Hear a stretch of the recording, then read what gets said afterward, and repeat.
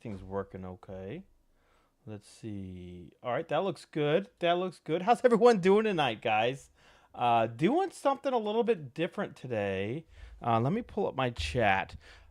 Monday nights, Wednesday nights, they're usually pretty darn slow regarding, Warhammer Online, finding scenarios, finding some open RVR, finding dungeon groups. So, this is NA times. I'm thinking tonight, let me pull that up here.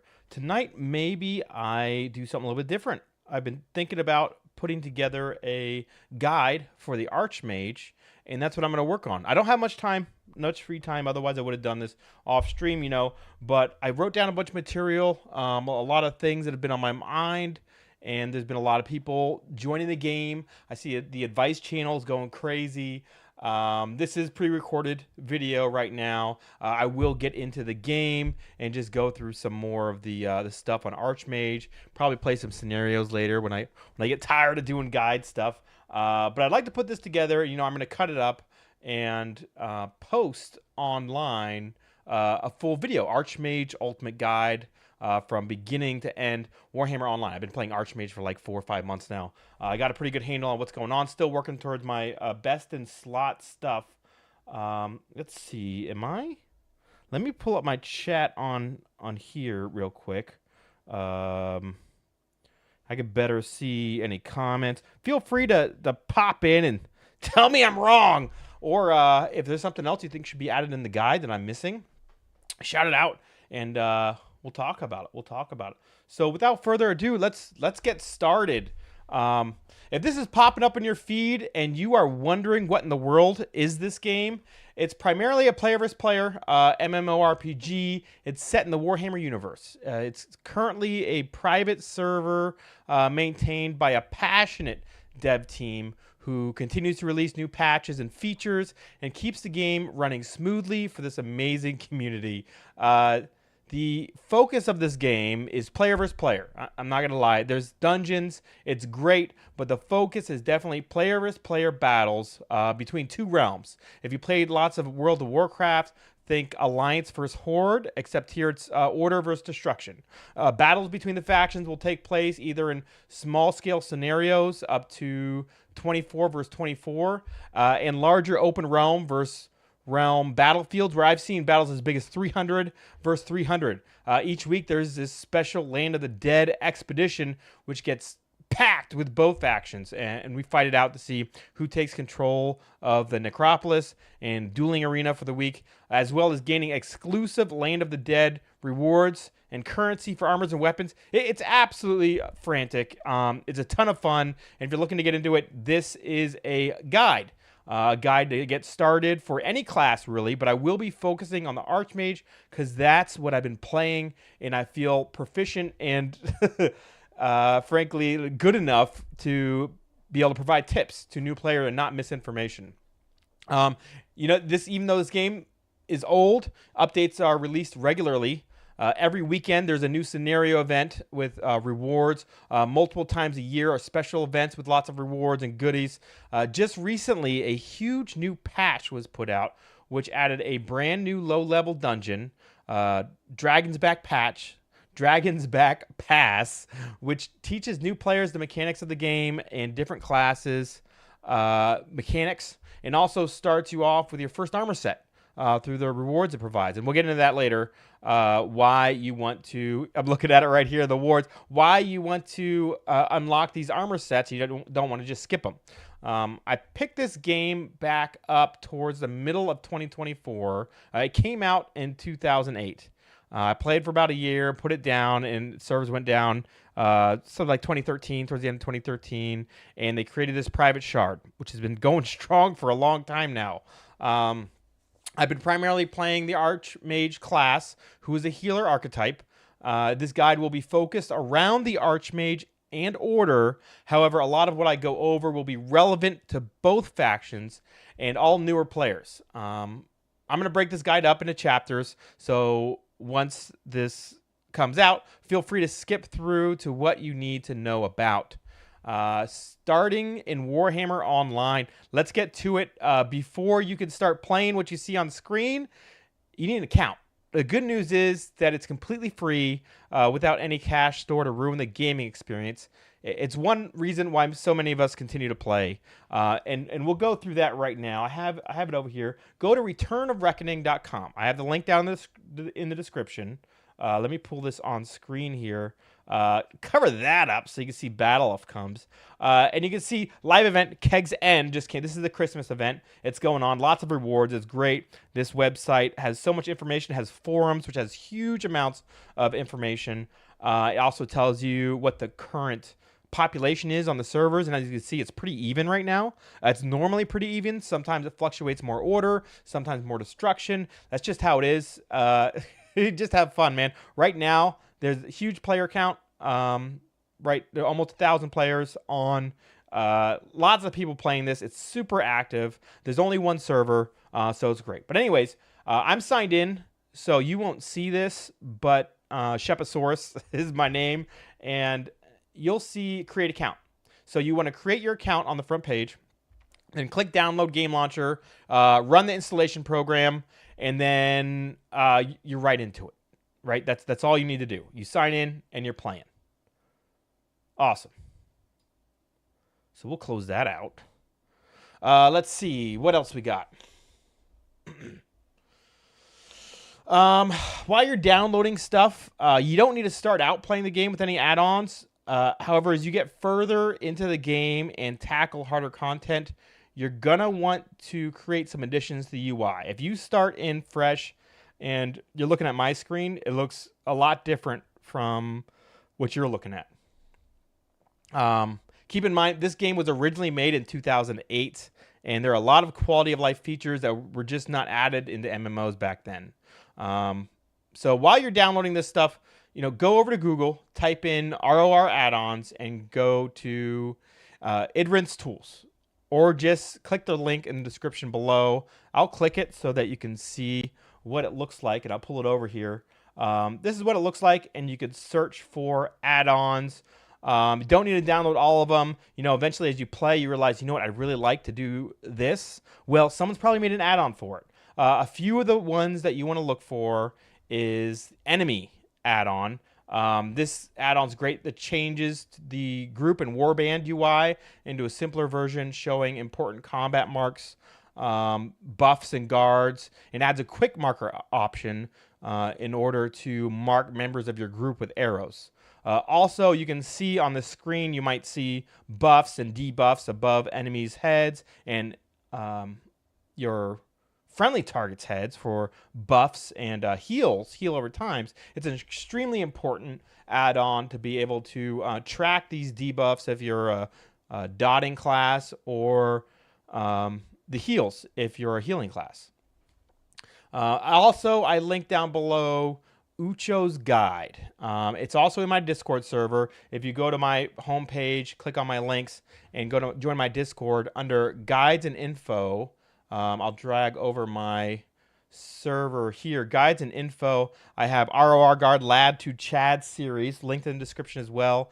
It's Ucho's guide. Has so much information on order, best in slot, pre-best in slot. I got a lot of information from this guide, as well as information from the whole community of ROR, and that's kind of what this is a conglomeration of. Is just everything I've learned from these guides and people. Hopefully have it in one spot for 2025. It's been a while since I've seen a guide updated. 4 years, 8 years. So hopefully this fills a niche that is missing to get that information out there. I put some stuff on my Discord. The add-on tool link is here. I put some pre-best in slot gear setup for the Archmage. Other guides I come across, I'll post there as well. So that's the intro. Let's open up the game. And let's get into, I'm going to first talk about the classes. Hey, Burglevist, I assume the add-on you're using, the enemy add-on for guard line and target reticule, that's not working on my add-on. Is there a supporting add-on needed for that to work? It might be libslash. So that's good, and you know I'm going to edit that in. So there's a question in chat about an add-on not working. There are some add-ons that require other add-ons to work. For example, Pure or libslash. It's specific to the, you know, it creates a library that other add-ons pull from to build what you see in game. So if your add-on's not working, you might be missing an add-on library. Something good to start with, which I didn't initially put out, is something called Fisk UI. And I will put a link in the description as well as on my Discord server. And that has a whole bunch of good add-ons tied into one. But as a new player, I don't recommend installing it right away because you're going to be kind of overwhelmed on what you see. There's going to be a lot of stuff on screen, and you're going to want to turn off some of it. Some of it you're not going to want because it's a big conglomeration of UI add-ons, and some of it, like I didn't like the compass. And I could go into that later when I get to the add-ons here. But that's a good question. So let's pull up. Let's close this. Let's close. This is one of my videos I made. Nice little background there. Let me get into Warhammer Online and connect. I'll show the classes. I'm going to go quickly through the classes. I'm not going to talk a lot about them. It's mostly going to be order classes because that's what I know about. That's what I played with and played on. And I'm going to talk a lot more about the Archmage during this, but a lot of what I talk about can be used for other classes here. Let's see. There's the Archmage. Let me go to Create. We'll look Realm of Order here. Let me close this out. All right. So, getting into classes. Let's start with the Empire. The human classes here. Starting up here, the Knight of the Blazing Sun. This is your human tank. Not the best at dealing damage. However, the buffs they provide to the team are essential. Every warband wants a knight. They're also quite easy to play. They really just turn on the needed aura buff and go smack things and keep people from getting hit. Always use your guard as a tank. That's super important.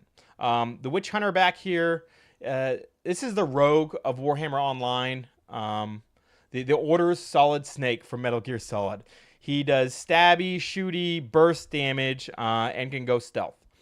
Not so much wanted for warbands, but you know, it's fun. It's a lot of fun to play, and does really good in dungeons. People ask, you know, what class should I do? Really pick whatever you think looks cool. Don't go by what's most needed because there's been times where all there was tanks and healers and I couldn't find any DPS. So don't be ashamed to, you know, reach out. Oh, Witch Hunter looks awesome. Pick it. Go play it. Play what's fun. Bright Wizard. It's the ranged option for the humans. You know, they are a mage that primarily casts fire spells. The more spells they cast, the higher damage they do. But without venting the heat from their flames, you're going to kill yourself. You're going to eventually kill yourself. The epitome of Warhammer-themed classes. You do more damage by damaging yourself. A lot of fun to play, but you definitely want to get a hold of the class mechanic before going into some heavy RVR. The Warrior Priest is the last class for the humans here. They're the healer. They're a great burst AoE healing option. They typically either run a book and hammer or shield and hammer, but they can also run a two-handed hammer to smite the foes if chaos.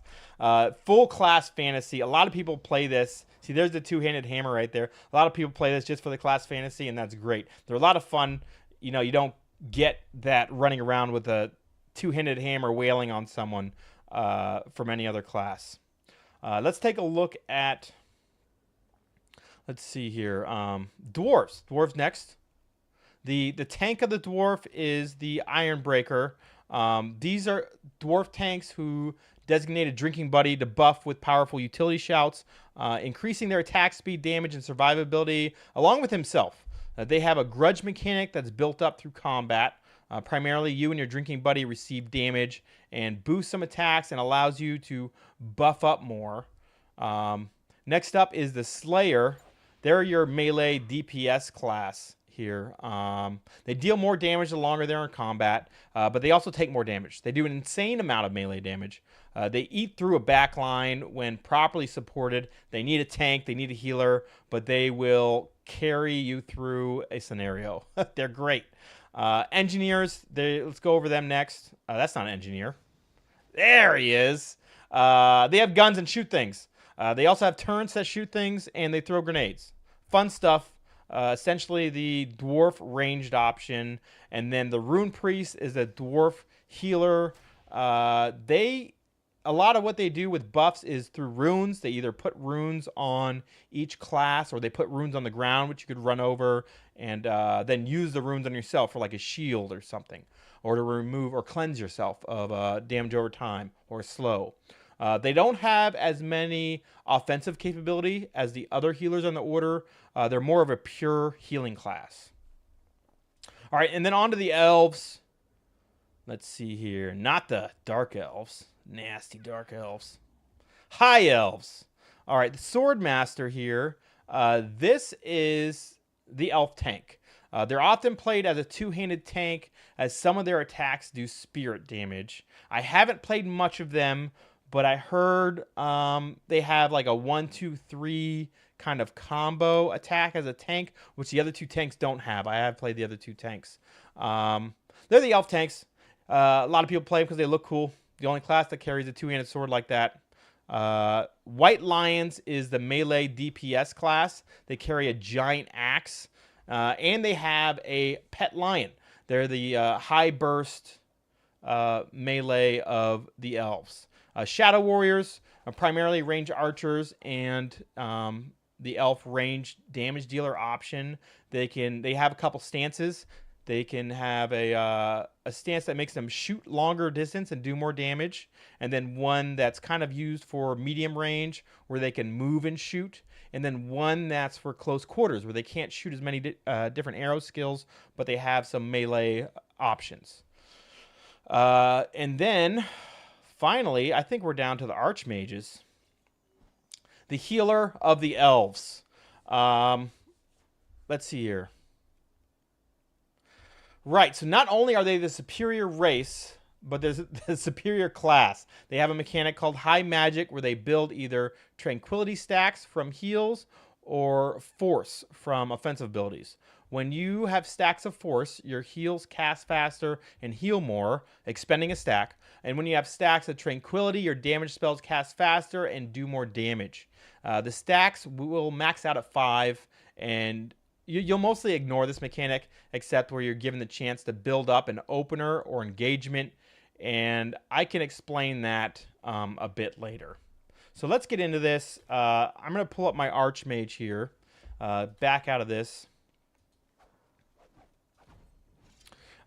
Before moving on, I do want to mention in this game, when you choose a tank archetype, you will be expected to tank and guard for group activities. Same as if you pick a healer. You're expected to heal.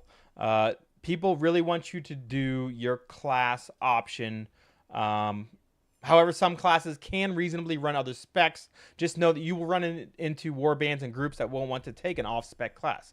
That said, Archmage can deal damage, and it is a very fun class to play. I will go through both sides of the class, healing and damage dealing, but just know you should try avoiding the damage route until you have reached level 40 and have endgame sets. I highly recommend sticking with healing through 40 and the endgame dungeons before venturing out into the world of DPS specs. Luckily, it is very easy to have an off-spec to switch between healer and DPS specs in a flash, and it is free. There's no cost. I'll get into all that later when we're ready to discuss endgame gear, but for now, we're going to go through the healer run through. You've just created your Archmage, your elf healer, and you're in the starting area, right? You start off, press M, you're in the Blighted Isle, right?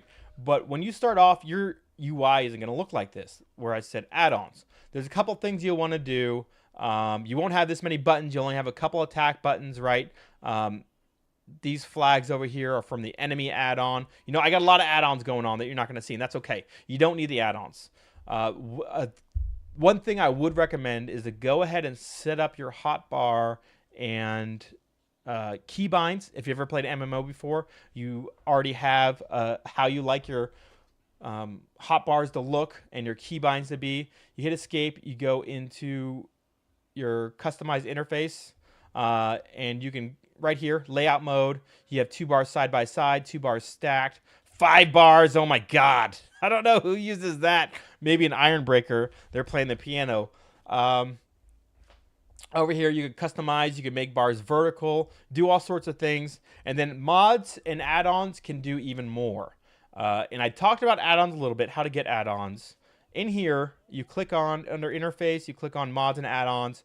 It gives you instructions how to enable add-ons to show up and install right here. So I don't need to say it. You can just read it. Come down here. These are all the add-ons I have installed right now. Most of it is from Fisk UI. Like, I turned off CMap and Compass. I don't like how they look. I don't like how the Dark Age of Camelot buff add-on looks, even though that is a great game.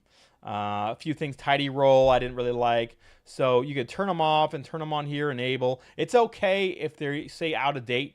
You can still enable them and run them. Just know you might have crashes or stuff because of that. And that's all I'll go on about add-ons. Later on, if there's some questions about what add-ons I'm using, I could go into that more. So we'll close that interface, you know, and then you'll want to update your video and sound settings. The sound for the effects in this game are very loud, so you might want to turn that down a little bit. But it's up to you. That's personal preference. And finally, key mapping here. You know, targeting. You'll want to pick how you want to target nearest enemy, or cycle enemies, target next enemy. There's a couple different ways to target enemy. Target closest enemy.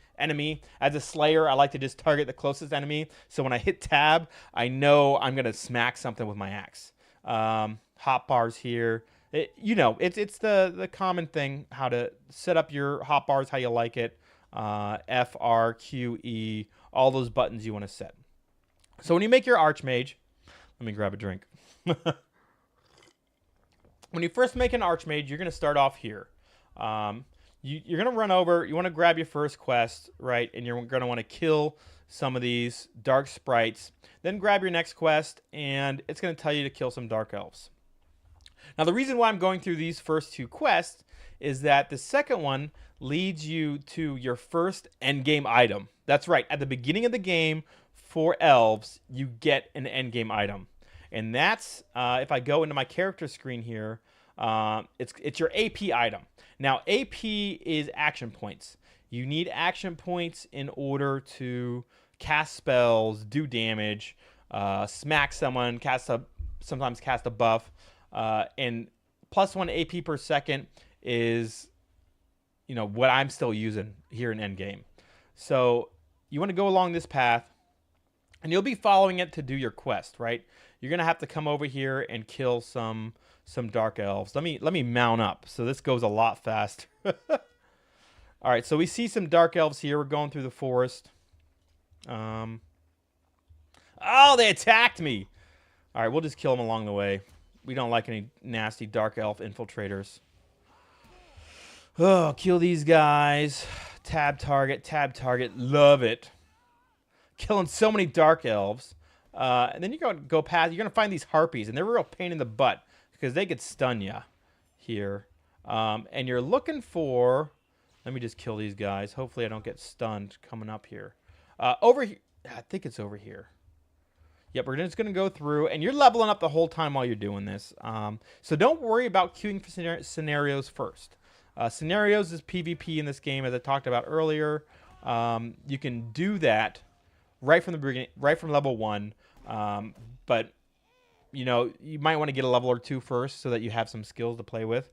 But you want to travel right over here, and this is where you can get the first end game item you're going to want.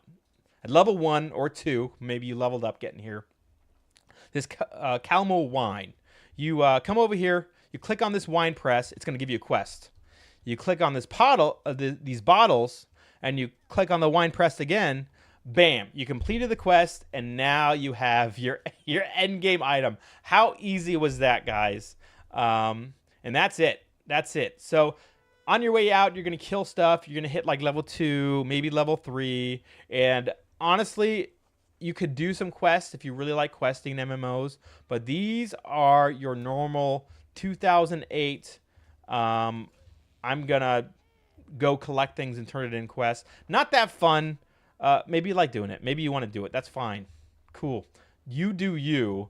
But I didn't like doing that. As you see, we'll get into this next area. I didn't do that at all. I'm going to get lost here. I know it because I took different turns. I need to go south.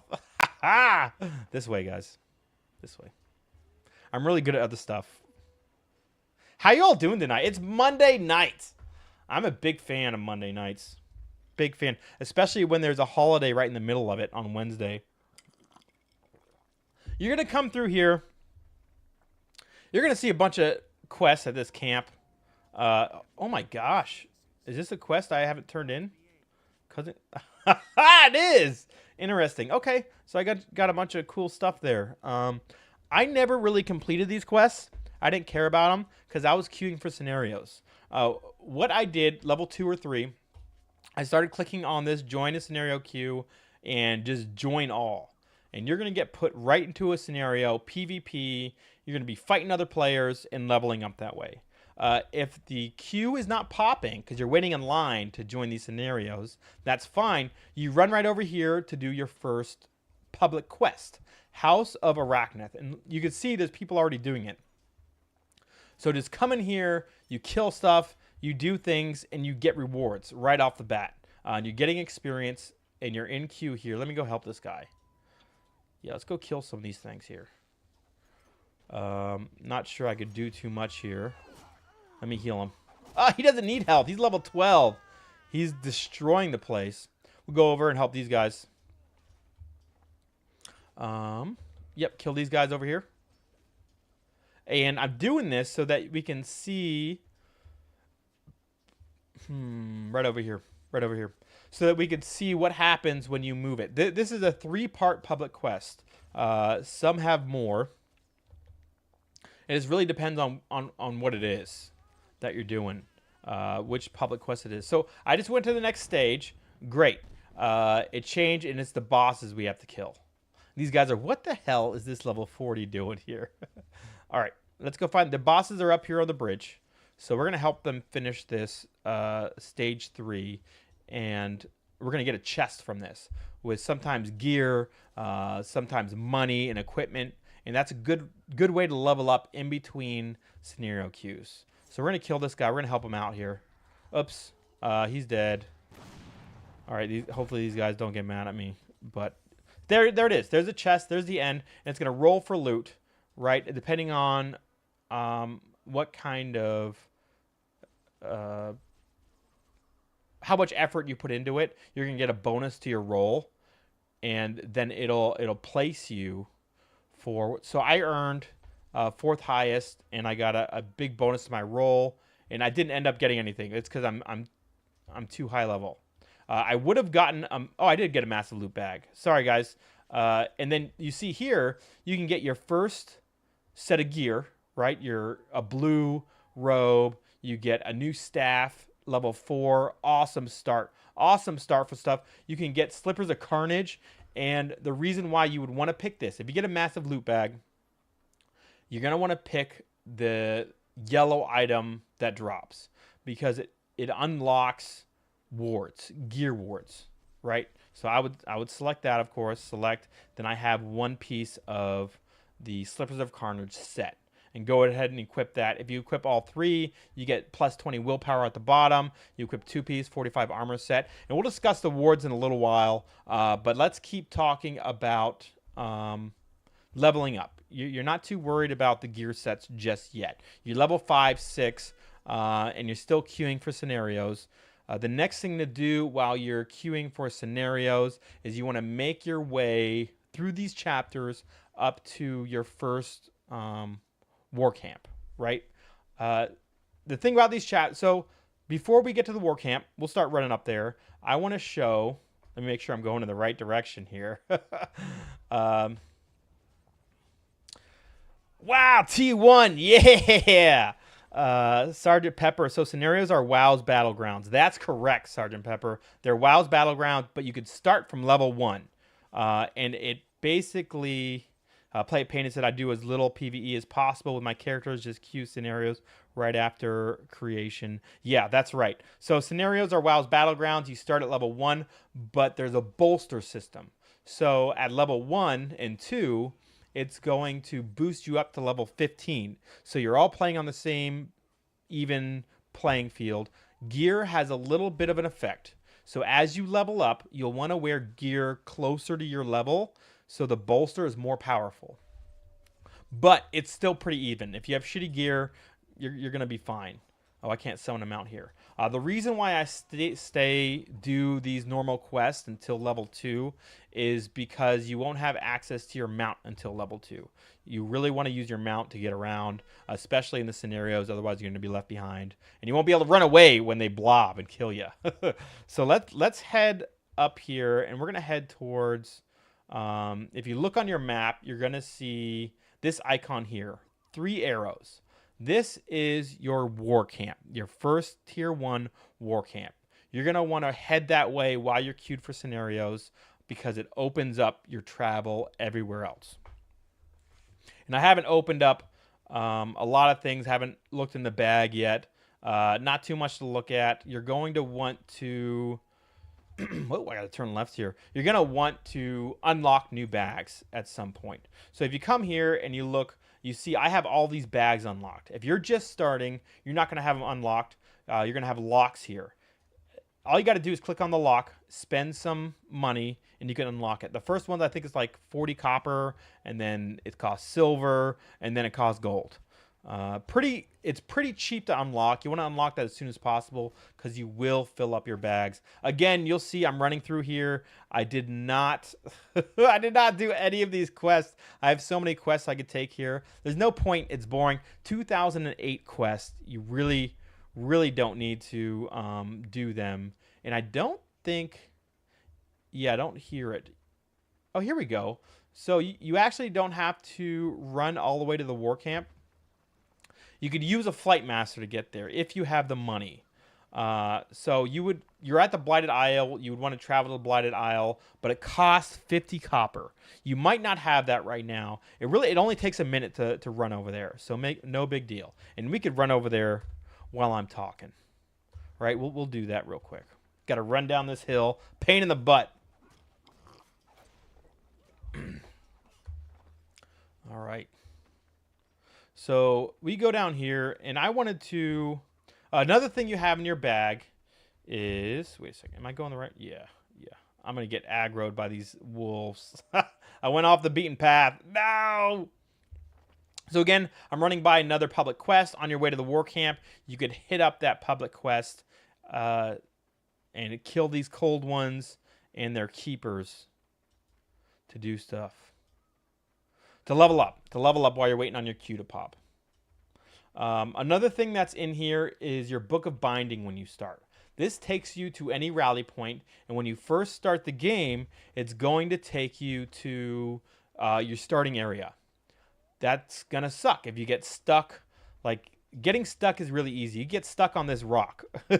2008 game, again, you get stuck really easily. So one of the first things you want to do is speak to a rally master at your war camp and set up your spawn point. There's a renowned trainer there. We'll talk about that in a little bit. But let's go find that rally master right over here. And let's talk to him. Could you level up doing nothing but scenarios? Yes, you can. You can go in level 1 and just sit there, queue for scenarios, and join. And then while you're queuing for scenarios, still run to the war camp, ignore all the PvE stuff, and do some realm versus realm. We'll get into the tier 1 realm versus realm soon. Let's set our rally point here. So set rally point. This puts my home here. Do you really want to set your rally point here? I do not, but you do it. You do it for now, and we'll set it in Altdorf later. That's where I like it. Wherever you want to have it, that's kind of up to you. And one thing I didn't go over, as you're doing public quests in an area, you see up here on the top right, it says High Elf Chapter 2. I'm in the Chapter 2 area. So as I complete this chapter doing public quest, you fill this up and you get rewards. They're really not important. If you want gear in the first couple chapters, Chapter 1, Chapter 2, I did it so that I got my first armor sets and weapons. That's kind of cool. But afterwards, I didn't really do any PvE. I pretty much did all PvP. As Sergeant Pepper said, all PvP getting to level 40. But you can do that. You can select influence rewards for filling this out. You get rings, braces, weapons, accessories, all that good stuff. All right, what else do I got here? We went over setting up inventory, right? The first quests, inventory bag, pocket items. I have a little checklist. I went through before this, kind of planning out what I wanted to go over because I don't want to miss anything. And if I do miss something, and it looks like I'm going past something you would have talked about, definitely call it out, and I'll start to talk about it. Making your way through the chapters, I kind of talked about Book of Knowledge. Book of Knowledge is pretty great. If you go up here, you see this shiny book here. There's so much in this. All of your your introduction to the game. It tells you over your lifetime, your unlocks, your number of realm versus realm kills, total time played. I haven't played a lot. I've been playing for a long time, like 4 or 5 months. I only have 7 days and 3 hours played. That tells you how much time I get to play a game. Not very much, which is why I'm doing the guide during the stream. I'm gonna cut this out. But we'll edit this guide, make it real nice, make it short. I don't like to waste people's time with this with a lot of fluff, but I think this will help out a lot of people in the end time, in the end game, not the end times. Hopefully, not the end times. So we go here. We're in the Tomb of Knowledge. It shows all of your stats. Shepasaurus the Archmage shows my history of RVR kills and monster kills. You go through. Next line down is your quests. All your quests here, this is where you abandon quests or share quests with someone else. This quest log will fill up. So you need to make sure, I think it's like 1.5 pages it'll fill up to. You will need to remove them. See the war story. When you unlock chapters, when you complete chapters, it will tell the story. And you could actually do the storyline for all the Empire, for the dwarves. If you go here into Invasion, there's a story behind everything. It's pretty cool. There's so much lore here, so much Age of Sigmar lore. If you're into that, it's freaking awesome. And I wish more games would just have this. Absolutely amazing thing. Came out in 2008, and still so many games do not have a bestiary like this, don't have an achievement setting like this. It tells you all your rewards, all your titles, and you can set these titles. A lot of fun, a lot of stuff in here. There's history and lore. You can read about Bargvar. So many entries that you have to unlock, and then you can read about. Let's see, Ekron, did I unlock any here? No. Probably in the T4 areas. Let's see, Thunder Mountain. Let's see. No, did I not unlock anything? Ignore me, guys. Here we go. High King's Hold, and then the story about High King's Hold and some history behind it. Super cool stuff in here, guys. If you're into lore, especially Warhammer Universe, you're going to love this. Noteworthy persons you've run into. Again, you can click through and see who you've talked to and about them.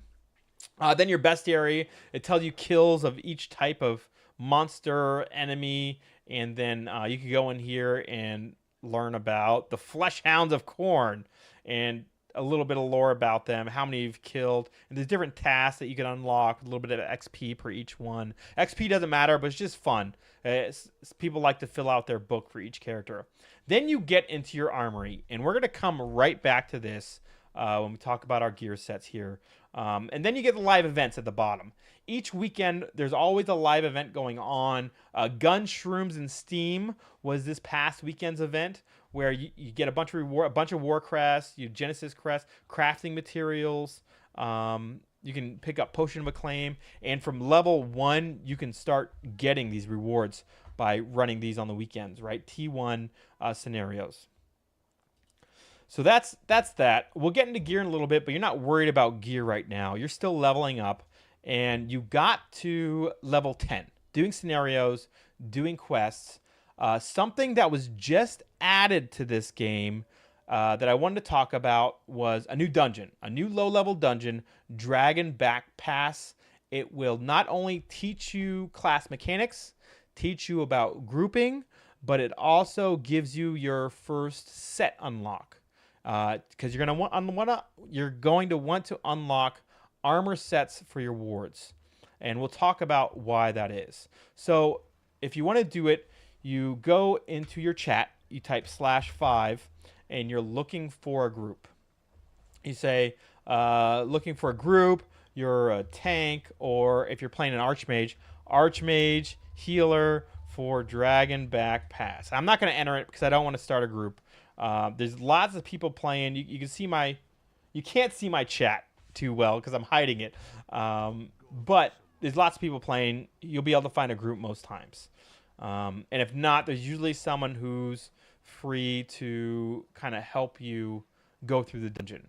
So you want to go to the Dwarf vs. Greenskin, and you want to go over to your T1 area.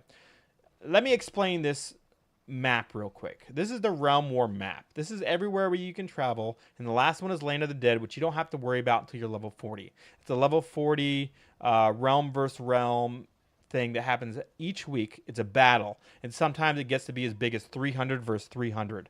It's pretty awesome.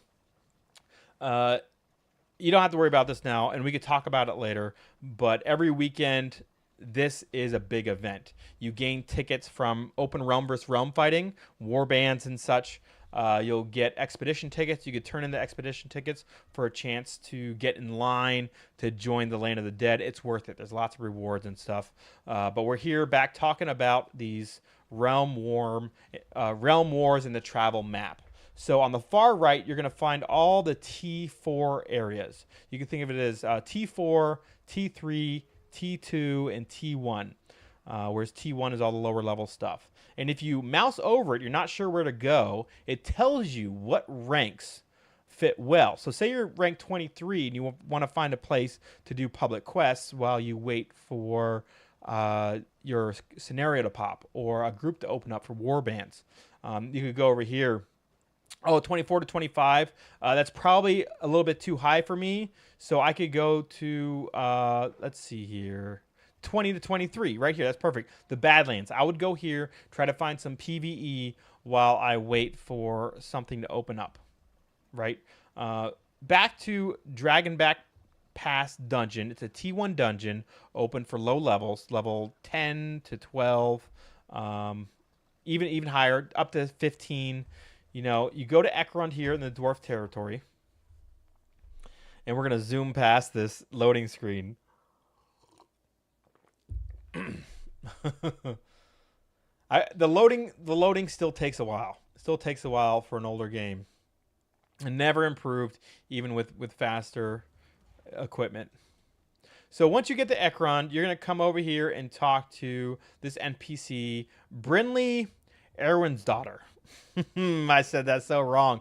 Right click on her and she has a bunch of quests you can do. And the great things about these is that you get your armor set.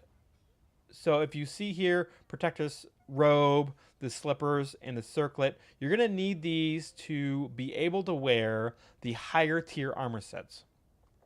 You have to get each set of armor. You can't just skip it. If you don't want to do a PvE dungeon, that's completely fine. This is just an option. You can also get it through massive bags from public quests. Although that's PvE. You know, we just got that. This is one of those wards you can unlock. Another way to do it is by buying it. In these T1 war camps, this is another T1 war camp, you can go over here to these vendors and recruit Emblems Quartermaster. I'd like to browse your wares. Yeah, here we go. You can buy chest, boots, belt. You only need 2 pieces for your first ward.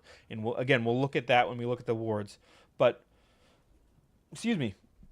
You buy it with Warcrest.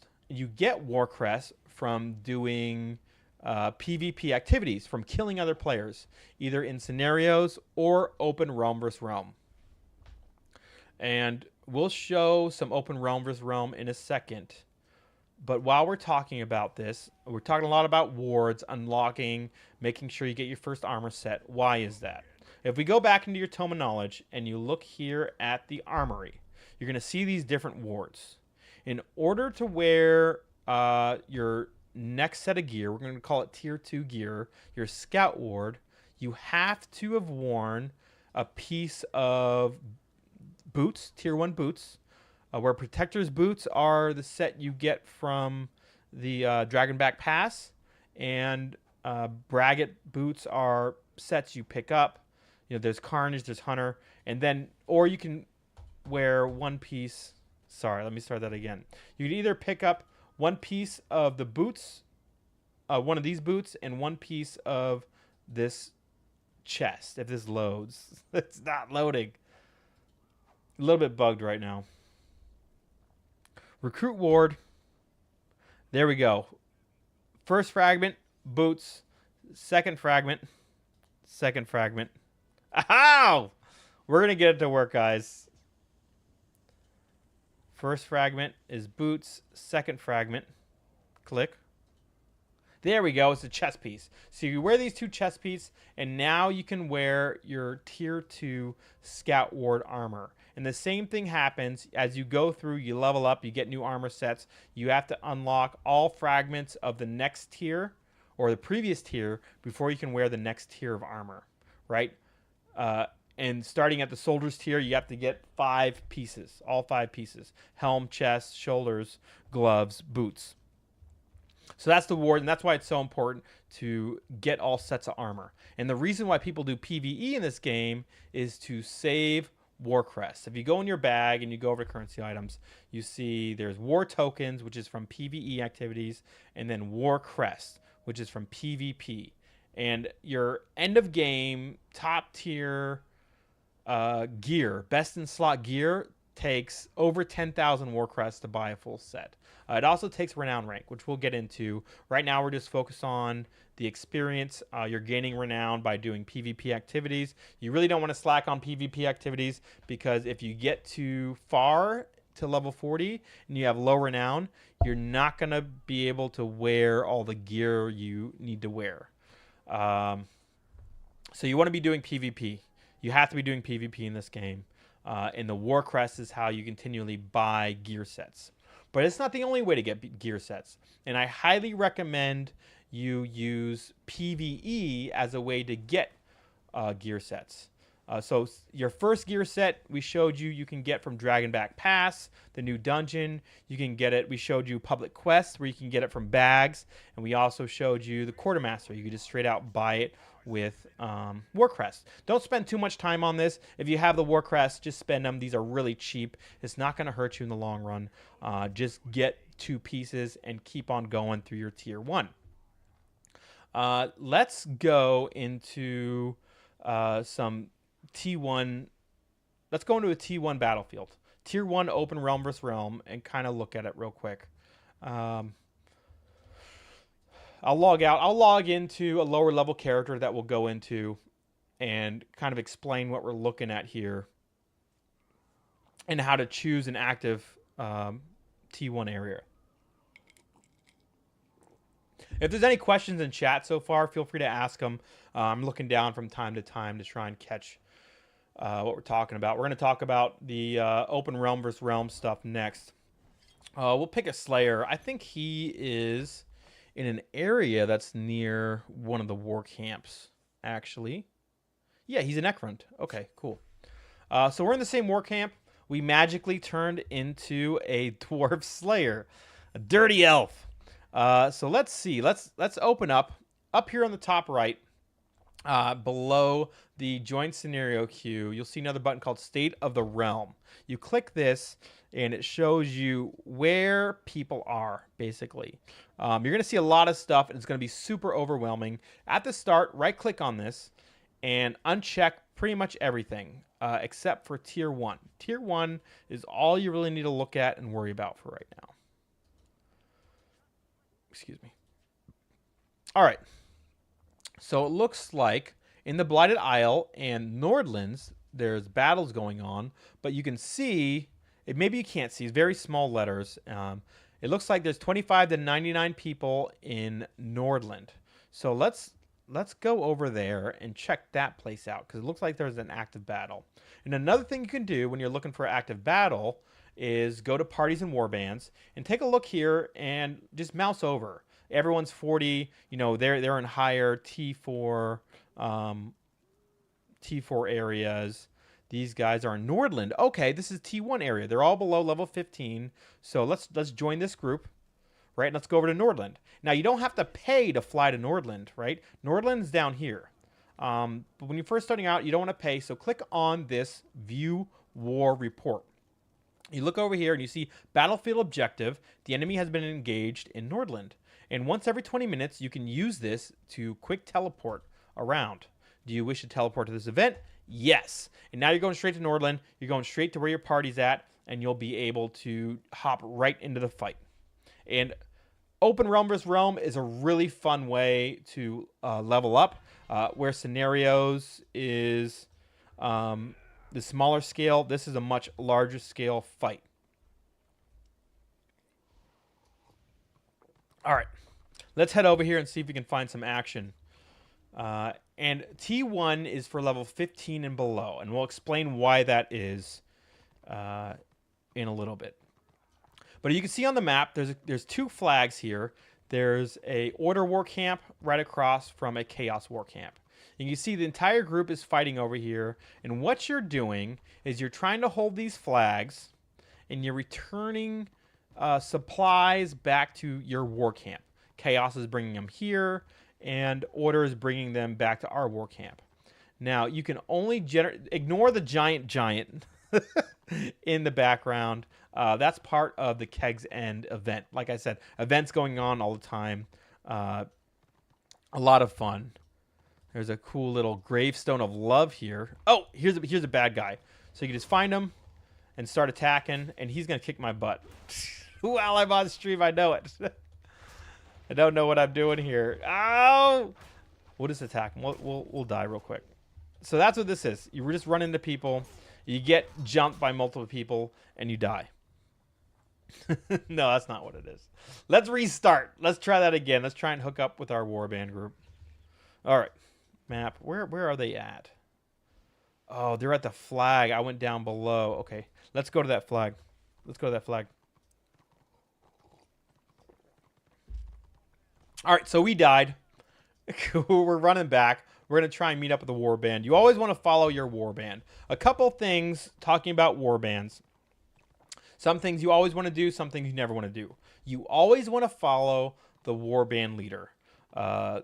If you don't stick together as a group, as you just saw, you go off on your own, you just get torn apart by a bigger blob on the other side, right? So always go to your warband. Always follow your warband leader and do what he says. I mean, it's as simple as that. You'll get in team fights. You'll be supported by a tank and a healer. You see they're fighting over these supplies and this flag right now.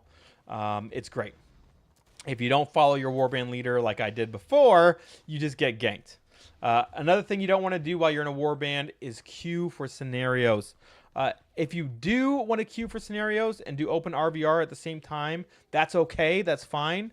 But don't join a scenario without leaving your warband first, because that essentially cuts off slots while you're in the scenario. That's an extra slot that someone else could join in, and it's just considered bad etiquette, right? And that's the main things. Organized warbands, you're going to want to play your role. A tank, you're going to want to guard a DPS. A healer, you're going to want to heal everybody. Damage, you're going to want to jump in and kill their backline, right? Don't focus on their tanks. Focus on the healers.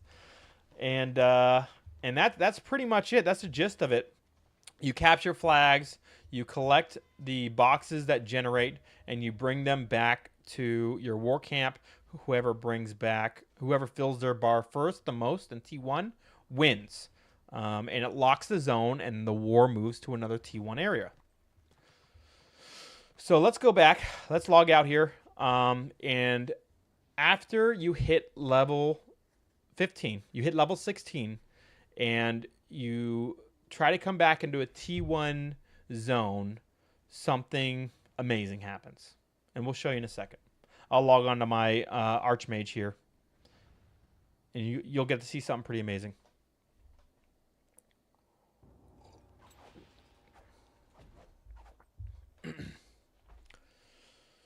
Oh. Ekrond. I love this place. This is like my favorite T1 area, the snowy mountains.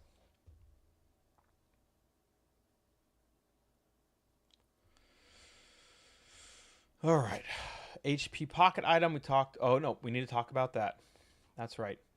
So we're back. So something amazing happened. I turned into a level 40 Archmage. No, that's not it. If we come here, we try to enter a T1 area as a level 16 or above. You get a special buff, and you turn into a chicken. That's right. You're a chicken, and you can actually peck people. You don't do much damage, and they kill you in like one hit. And there's actually a quest for being a chicken called the Pecking Order, which you get in Nordland. Check it out once you're higher level. That's a fun quest to do. You unlock a chicken trophy. A little bit funny. So now you can't do T1 anymore, and you're looking for your next gear set. You don't know what to do. You're like, what the heck? Where do I go? It's not explained very well in the game, and that's something that threw me for a loop the first time I got to level 16. I'm like, what do I do now? You can still queue for scenarios, but you're not going to be in T1 scenarios anymore. You're going to be in T2 through 4. So first thing to do, you want to go back to your State of the Realm, and you're going to want to turn off Tier 1 and turn on Tier 4 State of the Realm. And now you're going to be able to see all the T4 areas. When I say T4, I mean Tier 2 through 4. Any battlefield, Tier 2 through 4, are going to be lumped together, and the bolster works for all of them. It's going to bolster you up to level 39 or 40 and allow you to play with everyone who's level 40. Now, people in level 40 renown rank 80 gear are going to be way, way better than you. So let's leave this area. The next thing I want to go to, you hit level 16, you're graduating from T1 areas. Now you want to go pick up your other pocket item, your other endgame item that you can get pretty early here. It's this refreshing pocket keg. You're going to want to go to one of the capital cities. You're going to want to go to the dwarf capital city, and this gives you 80 health points every 4 seconds. That's awesome, right? Free health regeneration. I'll take it. So you're going to go here. You're going to go dwarfs versus greenskins and go up to Karaz-a-Karak. We're going to go get this. This is for all order players. Destruction have something similar, but I don't know how to do it. I haven't played the Forces of Chaos because I'm not a sinner. At least not in Warhammer universe. All right, let's go, guys. You come into the dwarf capital, and it is freaking huge. So let's look here at the map. We're going to head all the way. So we're over here. We're going to take this elevator down to this flight deck, and we're going to come all the way across to this feast hall. And at the end of the feast hall, there's going to be a quest giver, which we're going to zoom to right now. And then he gives you a quest to try all the dwarven beer. And you're going to run around to all these areas in the tavern district, drink their beer, return to this guy, and say, hey, I drank their beer. Now what? I'm drunk. Well, drink this other beer. So you drink more beer. And then you complete that quest, and it gives you this cool trinket. Super easy trinket to get, and you're going to use it through endgame. I'm using it right now. I'm level 40, renown rank 55, 56, 57. What am I? 57, almost 58. And I still use it. So let's run over there real quick. And I'll cut out this travel part so that we're kind of zooming around, or maybe I'll fast forward it to it so people can follow me if they want to. Slow down the video so they can see where I'm going. But I think these two pocket items, I didn't find out about them until way late. Actually, someone in my stream told me about them and brought me around to find them. And they're super useful. I get them for every character. Each race has their own plus AP item. So you'll want to look up a guide for that. But they're easy to find online. Look up Warhammer Online AP guide. And you'll find it for your race. All right. We're going to go here into this next door over here. Right here. Yep. Click on that guy. Nice little feast going on. Making me hungry. Jeez. Going in here. Going to go talk to this master brewer. And if you ever lose this, I'm pretty sure he gives a quest to get another one. Yep. Kill enemy players, 0-50. You're going to get this real quick in any realm versus realm fight. But if you haven't done the original quest, he's going to give you a quest to go around and drink beer. You're going to run around to each of these areas. You're going to drink beer here in this little box area. Then you're going to come up and drink beer in this little box area. Then you're going to come over to this corner, and there's 2 more kegs you're going to drink. You're going to come back, and you're going to talk to this dude, and he's going to say, oh, great, you drank our beer. Here's more beer to drink. So you're going to run over, you're going to taste this keg, and you're going to taste this keg, and then you're going to talk to him again, and you get your pocket item. Boom. You have 2 best in slot pocket items that's going to last you through the end game. Great. Now, let's go to my favorite place. You're going to run all the way back to the Flight Master here, and you're going to fly to Altdorf, which I'm going to teleport to save a little bit of time. And I'll show a map when we get there where the Altdorf is. It's in Human vs. Chaos.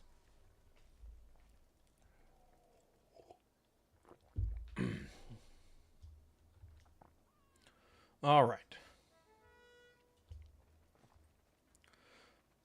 So I'm going to go up here to show the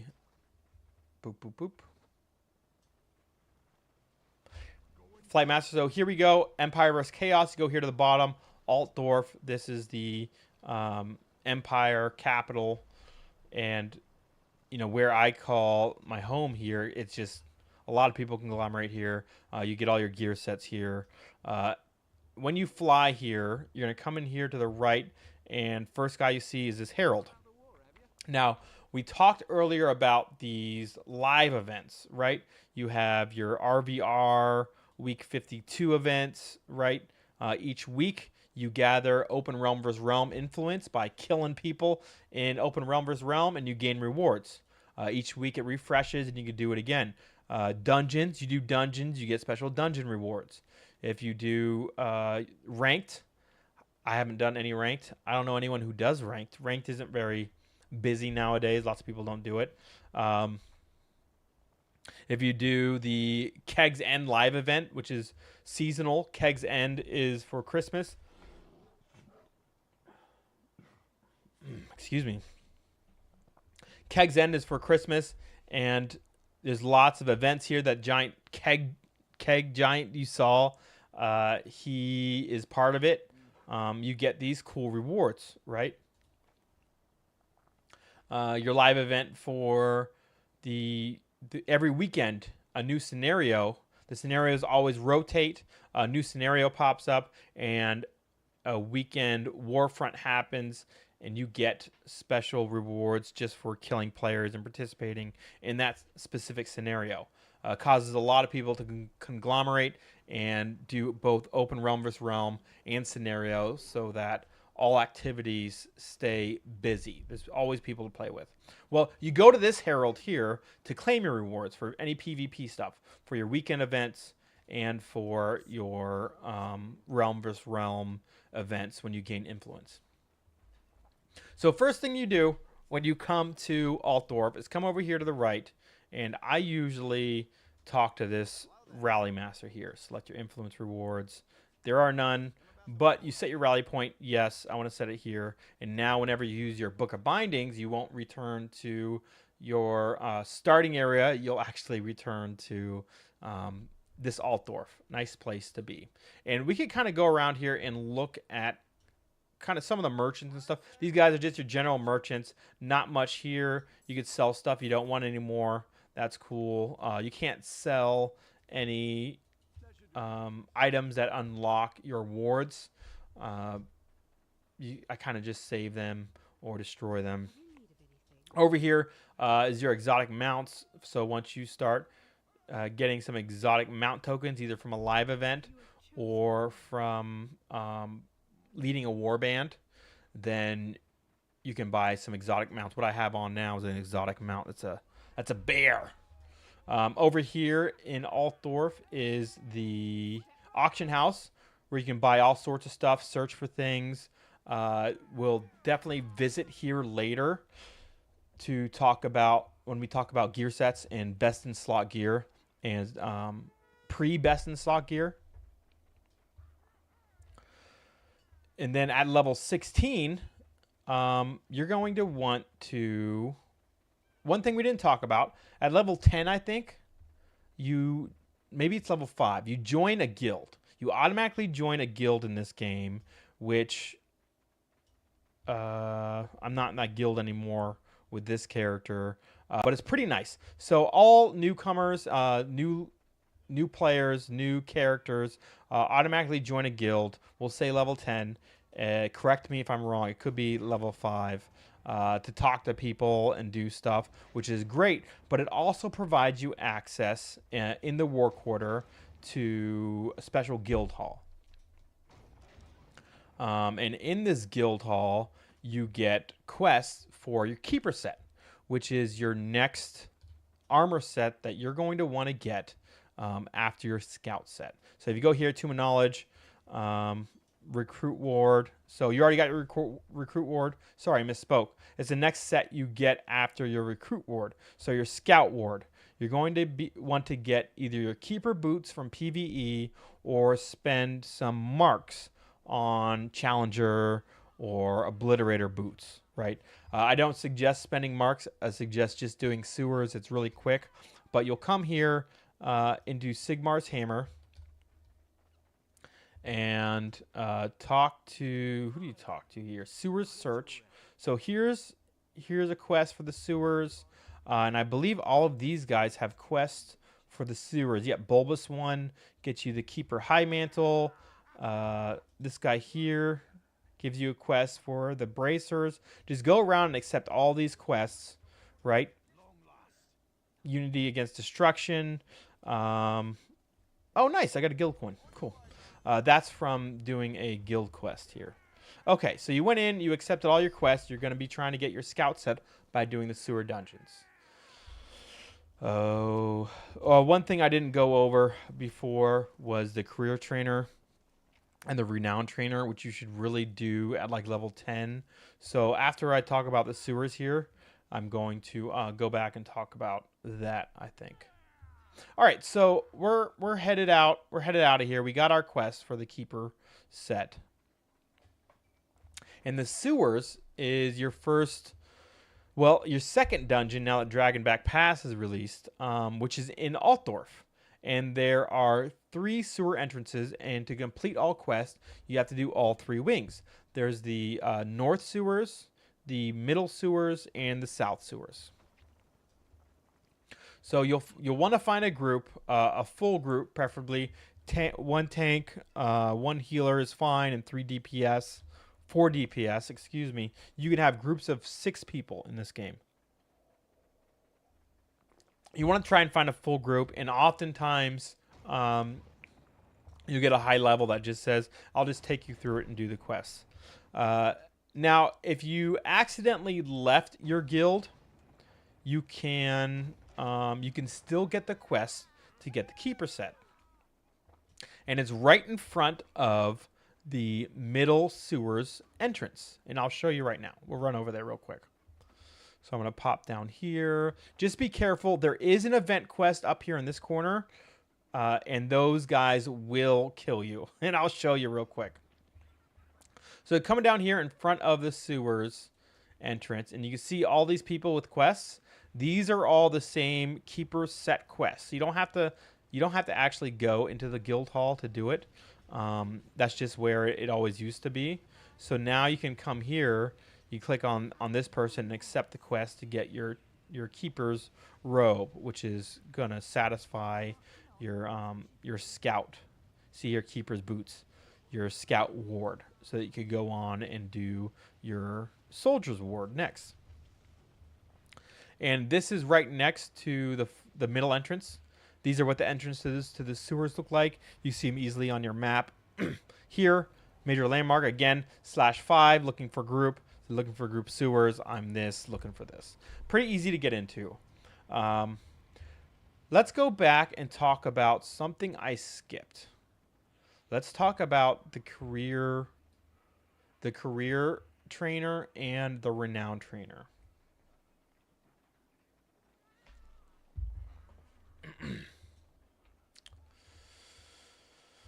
Ooh, doing good here, guys. I'm tired. Was not ready for a Monday. Back to work.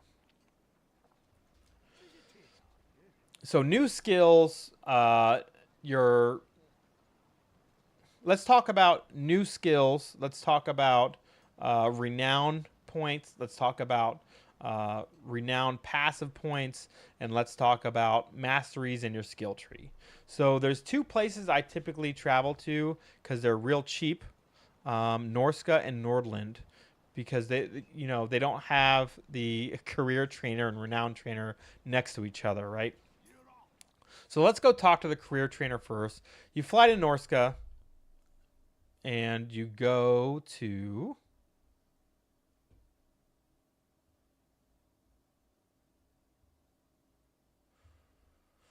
when you get to Norska, you come over here and you talk to this great NPC here, the career trainer. And if you click on buy career abilities, you can't really buy abilities anymore. This is just kind of there so you could look ahead and see what abilities are going to unlock as you level up. The only two options here that really matter, are the buy mastery abilities and mastery build switch. So buy mastery, this is your skill tree. And each class has 3 different skill tree sets. For Archmage, it's Path of Isha, which is your healing. And it tells you here on the right what skills putting points in adds bonus to. And yes, as you put points into the tree, these heal for more or do more damage or shield for more, depending on, or buff for a greater amount, depending on what the skill does. So this says it heals your entire group for 1, 1, 2, 3 health. You put a point into there, it's now going to heal the group for higher than 1, 1, 2, 3 health. And of course, you only have a certain amount of mastery points you can use, so there's different builds. The Path of Isha is the healing spec for the Archmage. The passive Asurian. I didn't say that right. That's your damage dealing spec. And Path of Vol is your kind of life stealing, debuffing, shielding spec. Now I'm spec'd into this. This is going to be like an end game healer spec. We'll look over some of these abilities real quick and how they work with your set for an Archmage. So starting with the Path of Isha, I would recommend going, I'm going to respecialize here. I would recommend going just all the way up this tree, right? If you like one of these, that's great. These tactics, these magical infusions, these are great. For PvP, this Mistress of the Marsh for a healer is essential because it's your slow. It's an AoE slow. You put the puddle on the ground. Anyone who runs over to slow. It's essential for kiting, for slowing down pushes, for helping your group get away. And I would literally just keep pumping this up. If you like the look of Funnel Essence as you're going up, go ahead and get that. But this is going to boost your heals. And as you're leveling, your heals, like I said, through 40, through your endgame dungeons, you're going to want to focus on healing. Dungeon groups aren't going to take you as a DPS Archmage, unfortunately. They really just want a healing class to heal and they want a DPS class to do the DPS. Because, like, to be honest, the DPS of an Archmage isn't great until endgame. But then it can be really good. And I'll show you guys later. We'll hop into that as soon as we get to it. So for a starter spec, I suggest just focusing on Path of Isha and going up that. That's your healer tree. The Path of Asarin is your DPS tree, and we'll talk about that more when we talk about the DPS spec towards the end of the video. And then Path of Vol, this is your, it boosts your shield. Shield of Safari, which is a really great skill.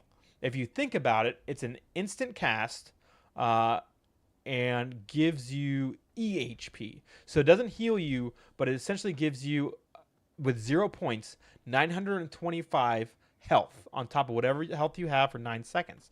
So they have to break through this 925 health. It's before they hit your normal health. It's essentially a 925 healing spell, instant.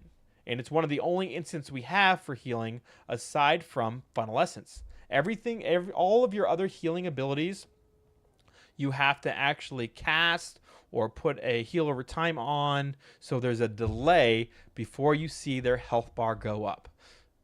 But this shield is your instant heal. You instantly heal for 925 damage of their EHP. And then this Funnel Essence is the other instant heal. It's not a very effective heal because it's a high cost for not as high health restoration. But as soon as you click this, they're healing. And that is such a great skill to start out with, especially when you're getting to learn new dungeons and all that. I really recommend taking this in your path. And I could show here real quick, Path of Vol, you see it only absorbs up to 925. If we boost this all the way up, right, it shows 925 here. We train this. Now it shows, oh, it didn't actually, there it is, 1,387 damage. So you gained, what, 400 damage of healing, which is great. Respecialize.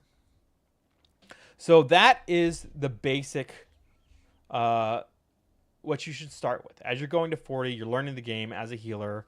Go up this tree, take Mistress of the Marsh, definitely take Funnel Essence, and then I would go over to Path of Vol and just boost this. Boost this as high as you can to get a better shield. If you want to, better debuffs, reduce their ballistic skill, reduce their toughness. Don't really use that so much. It increases this damage over time that you use. That'll actually heal a friendly member, but you're really only putting it in there for the shield boost to start with. And then once you get to end game, you're going to want to switch to primarily Path of Vol. And I'll show you why. We're going to go up to this skill here at level 13, and we're going to click on it, Energy of Vol. A wash of power leeches the breath from your target and up to 4 other enemies within 20 feet of them, dealing 251 spirit damage to each. Their stolen breath will heal your defensive target and allies within 20 feet of them for 750 health, plus 50% of the total inflicted damage. All right, when casting this ability, you focus your power to do less damage, but 20% less chance to be blocked or disrupted. Okay, so what does all that mean? I just said a lot of words. Let's train that, and let's look at this skill. So a couple things to note about this.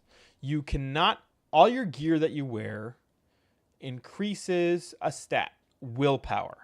And willpower is what will go into stats. I'll pull up the stats in a little bit, and we'll go through the stats. But willpower increases the amount that you heal. With this skill, you don't increase the amount you heal with willpower. That sounds bad, right? But it's really not. This is an AoE cast. So you select a bad guy. And as you kind of saw in our realm versus realm fighting, there was a bunch of enemies and there was a bunch of allies all grouped together. So if I stood in my group of allies, say this is my group of allies, and I cast, and this Archmage was an enemy, and so was this NPC. If I casted Energy of Vol, people will call it EOV, on Starcrux, it will do damage to both Starcrux and this NPC, and then heal both this Quartermaster and myself for 2 times 1,074 damage. So a 2-second cast all of a sudden heals 2,000 health. Like if I go over to my cast heal, my single target heal, this is only 1,178 health. It's already, with 2 targets, it's already more efficient cast than Boon of Hish, right? And it's way more efficient than casting Blessing of Isha, which is your group heal. Heal your entire group from 938. Now I'm healing my entire group, as long as we're together, for 2,000. That's absolutely nuts. Now imagine if there was 4 people together, how much it would heal my entire group for 4,000 damage, right? 4,000 health. That is nuts. So it is your greatest healing item when you get towards open realm versus realm and even dungeoning. It takes a little bit of work to learn how to use it right. But trust me when I say, when you get to end game and when you become comfortable with your Archmage, you're going to want to switch to and let me just load my healer. Load that. You're going to want to switch to Path of Vol, right? So I put all the way up the Path of Vol. Just grab Path of Vol. I didn't grab any of these. This is kind of a good passive tactic, and we'll talk about tactics in a second. But there's so many good tactics on the Archmage. Archmage suffers from having too many good tactics. It's like saying first world problems, right? You don't really need to pick up these tactics. They're not going to help you. Just go up here, pick up EOV, and then put the rest of your points into Path of Isha. I picked up Mistress of the Marsh. Like I said, that's a must-have. And then Bolstering Boon is also something I picked up. And we'll talk about tactics here right after this. I picked this up because sometimes in my groups, they want me to boost morales. And we'll look at morales as well. And this is super powerful. If you have a couple morale boosters in a group, we're pumping out morale force over and over again. And I'll show you how powerful that is. So if we look at our morales here, you gain morales by staying in combat and by getting pumped up by certain morale boosters. There are not many morale boosters in the game. There are some event items that boost morale, and then there are a couple classes that add the morale, as you just saw. Now, these are very powerful abilities that you gain by staying in combat and fighting. And they get more powerful as you go along. The first morale ability that I like to pick is Isha's Ward. You gain a shield that absorbs 3,600 damage for 30 seconds.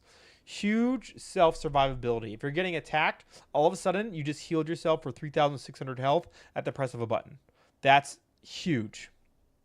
You keep fighting, you unlock your second morale. Focus Mind. This is the pick. If you go here, you can click over here, morale abilities. You have all your morale abilities here. When you unlock a morale ability in the skill tree, it'll show up here. Same with tactics. We're going to be talking about tactics. And here's the general. We'll talk about the renown that's in here. So the second morale I suggest you take is Focus Mind. It just blows all the other ones out of the water. For the next 10 seconds, you will remove and ignore any rooting, snaring, disarming, silencing, or disabling effects. For 10 seconds, you're basically immune to being locked down. That is huge in player versus player. I don't know if you played any World of Warcraft, any arenas, but like the whole focus was locking down the healer and killing a DPS. Same thing here. But you become almost completely immune to any debilitating effects for 10 seconds. if you can time that for when they're trying to stun you and kill a DPS, it's done. The game over, right? Your cast times, in addition, are reduced by 50%. So if you're a healer Archmage, you're doing double the healing. If you're a DPS Archmage, endgame guys, you are doing double your damage for 10 seconds. It's nuts. There's honestly, I think this is better than any of the other morales, but they're still powerful, right? So say your entire group, you're getting hit, you need an instant heal for your entire group.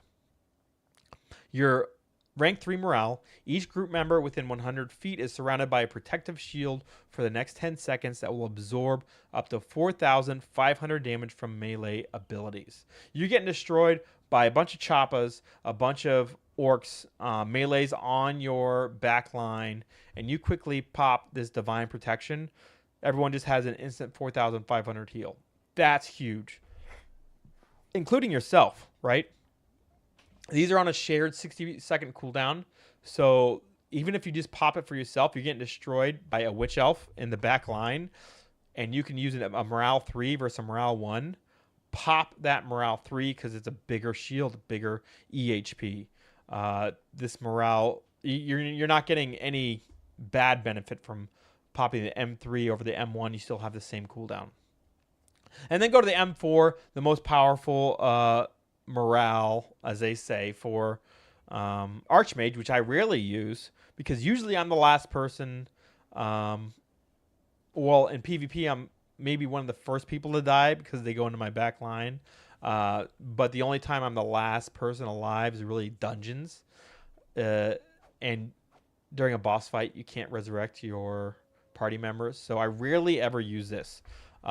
But it resurrects all group mates within 30 feet. Anyone who's brought back from the dead will also be healed for 1,000 over 9 seconds and will deal 20% more damage for 10 seconds. This might be good. This is used in a niche situation. I mean, if you had your whole group die right next to you and somehow you didn't die, which I don't know how that happened, because you should be healing your group, you pop this and they're all back alive and doing a lot more damage.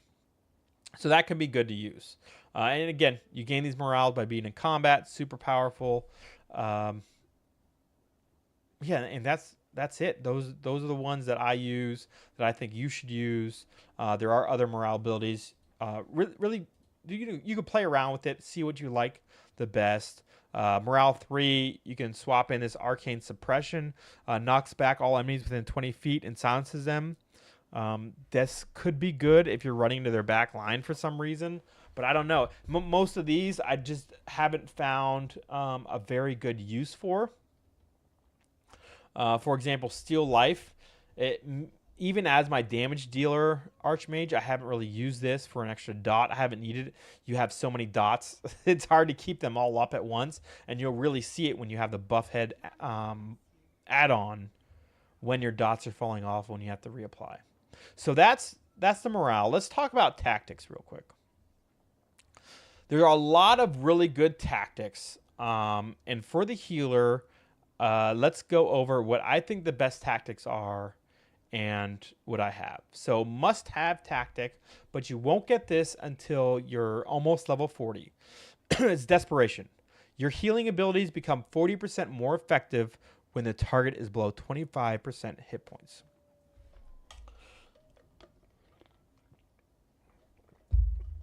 40% more effective is huge. 1.4 times the amount. If you're healing for 1,000 damage, they're below 25% hit points. You're now healing for 1,400 damage. That's nuts. That's the single biggest boost to healing you could have in your tactics.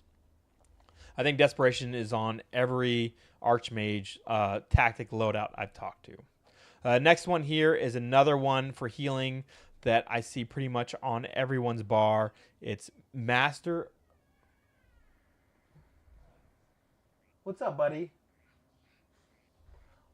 You can't sleep, honey? Why don't you lay down? I'll come up and check on you, okay? My daughter can't sleep. I'll go up and check on her. Oh, where are we at? The second tactic here is Master of Tranquility. Increases your chance to critically heal by 10%. Huge. You want that critical chance to heal. To go here into your stats. You could drop down your stats, ranged, magic, critical healing bonus, 147% healing per second. I was at 26% critical hit bonus, and now I'm at 36%. It's just a huge increase to your overall heals when you average it all out. I recommend taking both of these for sure. Your next two can be kind of swapped out depending on what you want to do. Until you have best in slot gear, which is full sovereign, right? You're going to want to run restorative burst as well. This is how you can keep casting and you don't have any AP problems. We talked about AP a little bit here, and if you see up here on the left, I have my health at 8,750 and then AP 275. When that 275 number gets all the way down, you can't heal anymore. You don't want to be the Archmage or healer that runs out of AP. Like, oh, I can't heal you guys. I don't have any action points. This is really the only way before you get best in slot gear to make sure while you're healing, you will be regaining action points at the same time. With the critical heal that you get from Master of Tranquility and the critical heal that you get from your gear, you will always be gaining action points so that you can always be healing. You can go on for minutes and minutes and minutes of just constant healing with this tactic. I really recommend it. The next one really is kind of what you want to do if you're in a warband or even a scenario doing PvP. You'll usually want to take Gift of Life, which is Hurried Restore. It allows you to instant cast your Resurrect spell. Rather than casting for 3 seconds, you instant cast and res them, and then for 3 seconds you're stunned. But that stun's okay. I mean, there's so much you could do with an instant cat res spell. If you're behind a wall, or a rock, you could jump up and instant cast at the top of your jump, so you could see someone and res them. The reason why you might want to do that is you don't want to stand out in the open for 3 seconds because a marauder can pull you into their group and kill you. There's a lot you can do with that, and you can instantly res someone, and someone else can be healing them while you're stunned. It's just a very quick recovery, very quick way to get your group back up and running when you take casualties. So that's usually what will be in that spot. Another option here, under your tactics, let's go here. See, balance mending. This is one I took while leveling when I didn't have desperation, because I didn't spend a lot of time healing myself, but mostly healing other people. This was a good one to use while leveling. Your healing energy is 35% more effective on other people.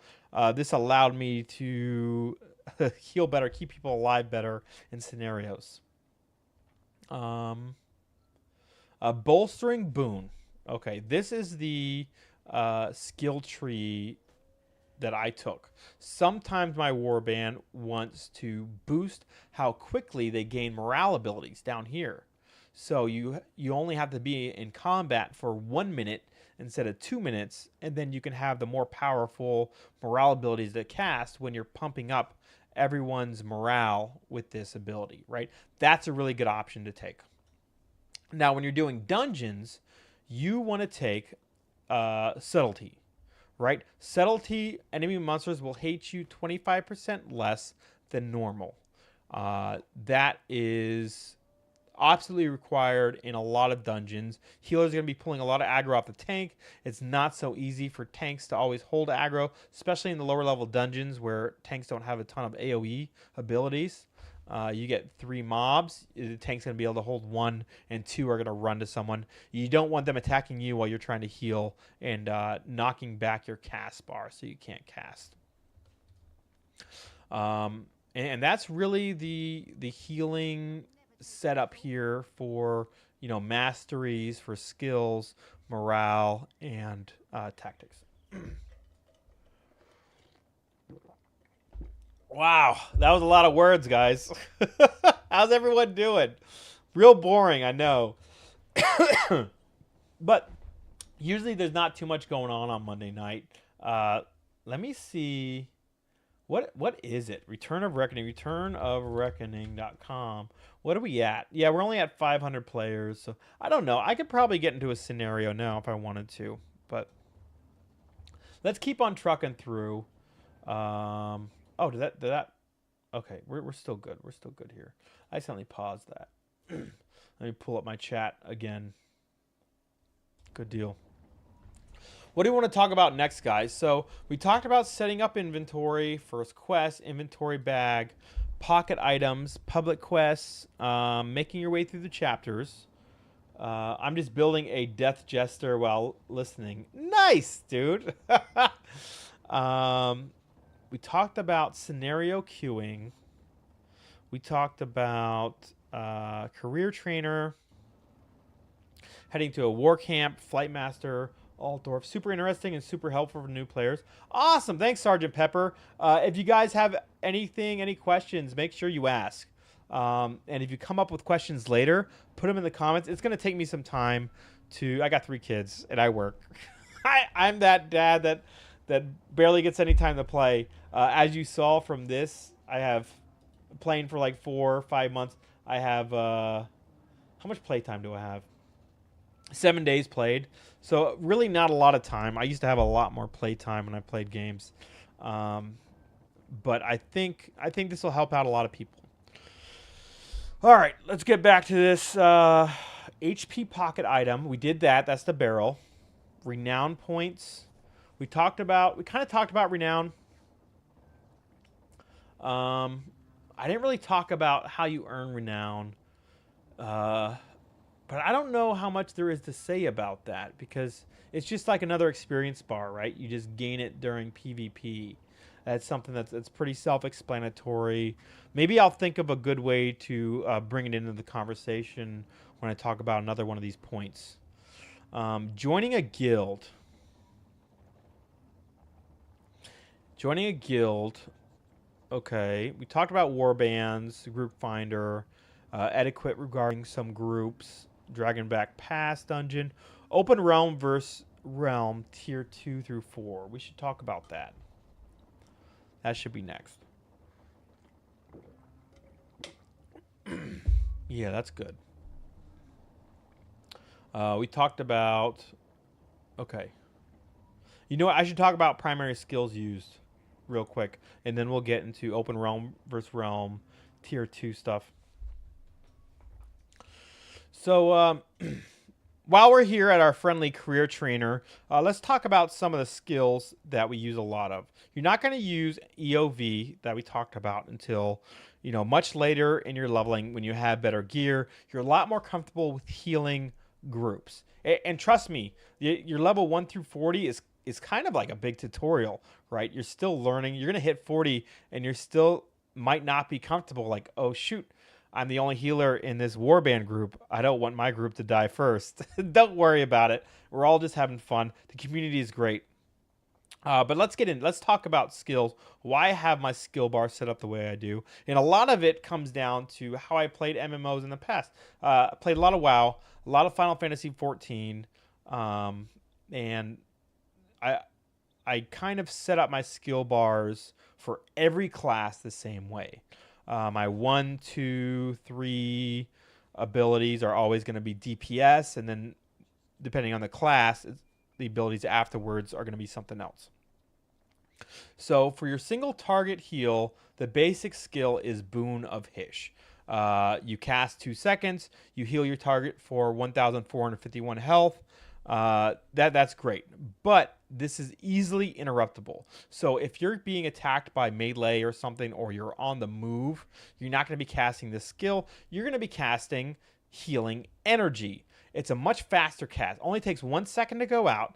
It's 413 health immediately, and then another 535 health for 5 seconds after that. So essentially, it's a little bit less healing than Boon of Hish, but not only is it easier to cast, easier to get off because it's only a second, but you can cast it while moving, which is super helpful. You're running away, and you're like, oh, shoot, you're over here on your left. My tank's going down. You can heal them while you're running. A great escaping ability. So you're going to cast this healing energy. You're going to press your heal over time as well and make sure that's always running. And you're just going to keep track. See, that fell off? I'm going to keep track of that heal over time, and as it hits 1 second, I'm going to start casting it again so I can instantly replace that heal over time with another heal over time. The other heal over time I threw on there is an instant cast. You could cast it while running as well. Heals your target and 2 additional allies within 15 feet for 2,000 health over 15 seconds. So if this is my teammate here, I cast instant heal on them. You know, I would get that instant heal as well on me and maybe one of the persons standing by me. So that's a nice way to get an AoE dot on people. Pretty cool thing. And actually, yeah, so I was going to talk about another skill. Next skill I want to talk about is Cleanse, Cleansing Light. It might be overlooked by you in the beginning, but there is a couple tactics that are really good that make this good. You're going to want to keep this on your bar. Some ailments and hexes are really bad. They slow people. They do a lot of damage. But in addition to that, this is instant, and it puts a small shield on an ally that absorbs up to 239 damage for 10 seconds. But there's tactics that make this even better. And I talked about this tactic, Desperation, that is always on your bar. You don't get this until like level 38. So level 1 through 38, you're going to need something else to fill this slot. And there's really 2 good options here that I've run. The first one is a Path of Isha unlock, which is... Excuse me. Apotheosis. Anytime you use Cleansing Light on an ally, you will now remove 1 hex or ailment from all group members within 50 feet. So you use this. So say they have a slow on five members of your group. You cast Cleansing Light. It removes that slow from all of them and gives them all 239 damage absorb. That's huge. That's a huge bonus. That's a huge boon. That's a really good tactic to have. The other tactic that's good, that works well with Cleansing Light, is... We're going to find it here. We're going to look through. Not Discipline. Cleansing Light. Isha's Encouragement. If Cleansing Light successfully removes an effect from an ally, then they will also regain 978 health over 9 seconds. And this stacks. This tactic stacks with Lambent Aura and Boon of Hish. So you're going to get 2,000 health over 15 seconds, 500 health over 5 seconds, and then additional 1,000 health over, what is that, 9 seconds. That's nuts. That's a ton of healing over time that's just constantly going. That's a really good tactic to put on there. Unfortunately, it does not stack with the Apotheosis. So you can't cleanse one person. It cleanses the entire group, and now they all have 1,000 health over the next 9 seconds. That would be crazy overpowered. It's too bad it doesn't work that way. That would be a must-have pick. So don't try that thinking it works, because it doesn't. So we went over that. Okay, big ability here. Shield of Sapphire. It surrounds an ally with a magical barrier for up to 9 seconds, which will absorb up to 1,324 damage. This is also a really good skill that you're going to be using for an instant heal, basically. You're going to pop this on an ally who's taking damage, and they instantly have 1,300 health. It's, as I said before, one of 2 skills where you can front load your healing, whereas all your other skills, you have cast time. You have a cast time before you see the health go up, so you can't really use it in an emergency situation. You will be using another skill I don't have on here that you'll be using while you're leveling that I did talk about is this Funnel Essence. This is the other front-loaded spell. Someone's going down. You hit this. They're instantly gaining health. Right? And those are your main single target heal abilities. Then you also have Blessing of Isha. Now, Blessing of Isha heals your entire group for 1,123 health. You have to be within, I don't know, I want to say 100 yards, maybe it's 60 yards of them. When you're in a PvP fight, scenario or open realm versus realm, and no one's taking a lot of damage yet, you're going to have, let me remove subtlety. You're going to have Restorative Burst, right? You're going to be regaining 40 action points over 3 seconds every time you direct critical heal an enemy. And with high critical hit chance, you heal your group of 6 people. One of those people, at least, is going to get critically healed. So you gain 40 action points. This costs 65 action points. You're only spending 25 action points each time you're healing your entire group. So just keep this up, right? Keep healing. If someone takes damage, you're not going to know who's taking damage, so you're not acting after the fact. You're not always reacting. You're pre-casting, like you know someone's going to take a damage. You don't know who it's going to be, but you're already healing them. It doesn't matter.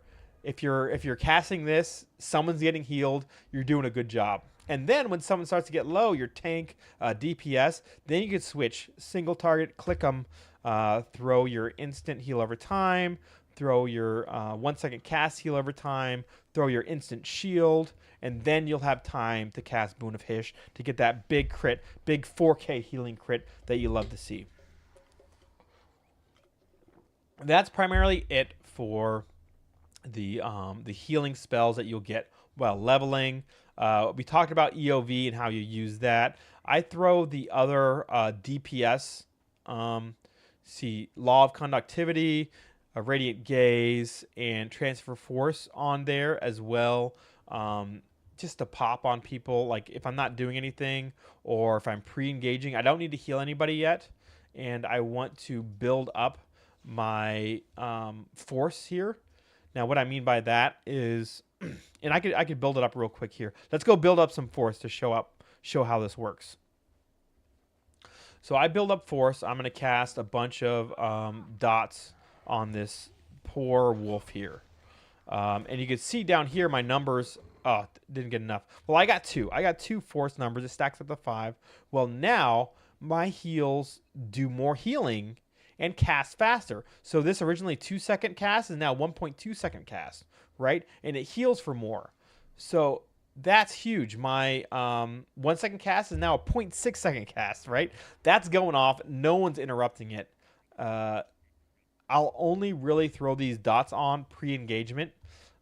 We have someone to throw some damage dealing things on. I'm going to build up my force so that now my instant heal comes out at almost 1 second rather than taking 2.5 seconds. Sorry, my group heal comes out at just over 1 second instead of 2.5 seconds.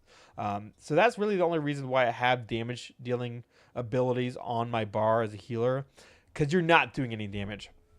700 damage over 15 seconds. Please, that's like an auto attack for a DPS group, a DPS class. So you're not doing any damage with this in a healing spec, but it helps you for pre-engage. And that's mostly all I wanted to talk about for the skills here that I really wanted to go over. We were gonna go on to talk about some open realm versus realm tier 2 through 4. Yeah, I think that'll be good. So once you hit level 16, you can no longer go into T1 open realm versus realms. Where do you go? You go over here to State of the Realm, right click, turn on tier 4 options. This is T2 through 4. You get bolstered, and you see where war is happening. Badlands is open, but nothing's going on there. You can see there's a lot of action going on in Dragonwake. Great. So the first thing you want to do, you don't want to go into that solo, right? Especially as a low-level character. You click here, Parties of Warbands, and boy, it looks like there's not really any groups going on over there. But this group is going on. So I would join them to help them out, and I would travel to Dragonwake. Excuse me. Got a lot of burps going on here. Dragon Wake is in the High Elves territory right here. And the T2 through 4 zones are a little bit different than T1. And when I say a little bit different, I mean a lot different. Now, yeah, what are these giant fucking castles doing? Right? I gotta believe. What are these giant castles doing here? This is the Order Castle. It's a 4-star. It's being taken by... actually, nothing's being sieged yet. You can see the health of the doors. Let's run over to this castle and take a look at it. I'm going to join this group. See what's going on here. These guys are taking that flag. We'll see if we can get there. These T2 through 4 areas are much larger than the T1 areas, and they have some additional things to them. The whole point of T2 plus, I'm going to call it T4 from now on just to make it easier. The whole point of these open RVRs is you're still capturing flags, and these flags generate boxes. And you'll want to take these boxes to either... Oh boy, I can't go where I want to go by going this way. You take these boxes to either your war camp. Oh, they're getting attacked down there. I want to try and go past them and get to this keep. So it's the same idea. Let me start over. Same idea here.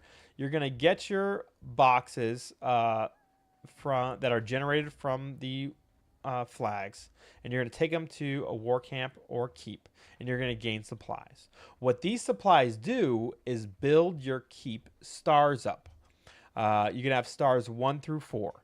At 2 stars, you can now build a ram, and you use the ram to knock down the outer door and inner door of the opponent's keep.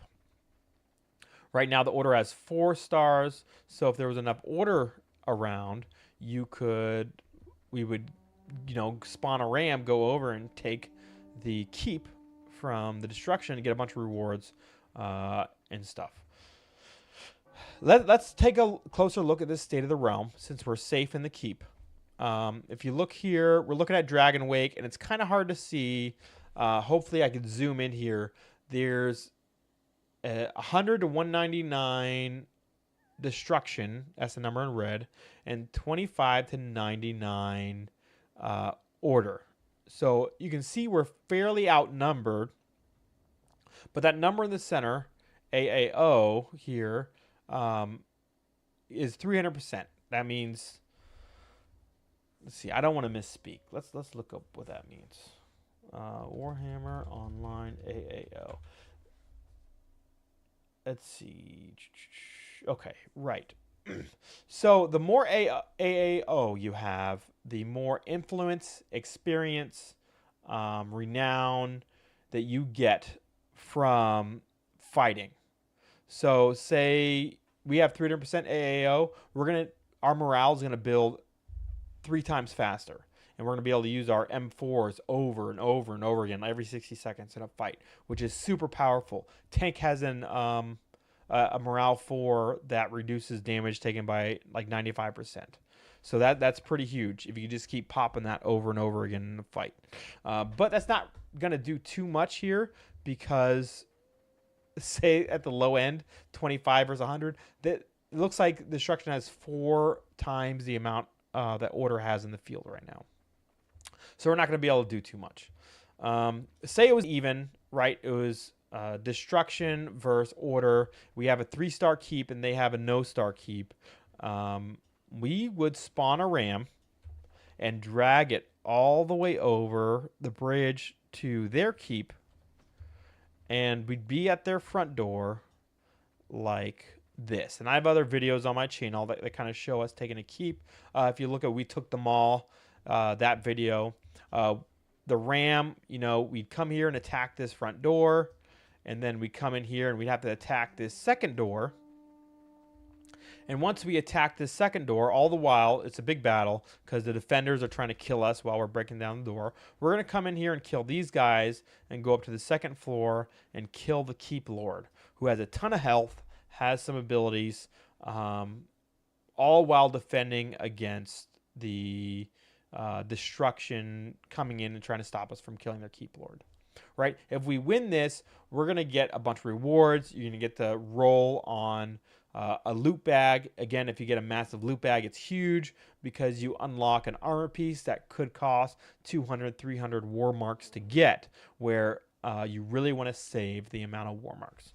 So that's where the difference is between T1 and T4 open realm versus realm scenarios. Is now you're not just getting flags and getting supplies from the flags, but now you're trying to build up stars. You don't just win when you fill up your bar. You now get a star. When you get 2 stars, you can get a ram. You support the ram and drag it to the other factions keep, break down the doors, kill their lord, and then you lock the zone and get your rewards. So it's a lot more involved. It's a lot more organized. During heavy times, you'll see lots of warbands here, 3, 4, 5 warbands of 24 people, just full, all coordinating together to get this ram and take down the other person's keep or defend your keep against the enemy's ram. It's a lot of fun, and I suggest getting into it early, joining a warband, following along. Again, do what the warband leader says. And you'll learn. You'll pick this stuff up as you go. It's really something you have to. You can't really be told. You know, I could talk all day about this, and you might not learn it until you actually try it. Right. The rewards for influence in these T4 zones are much higher. If you look here, you get some endgame gear. You get a level 38.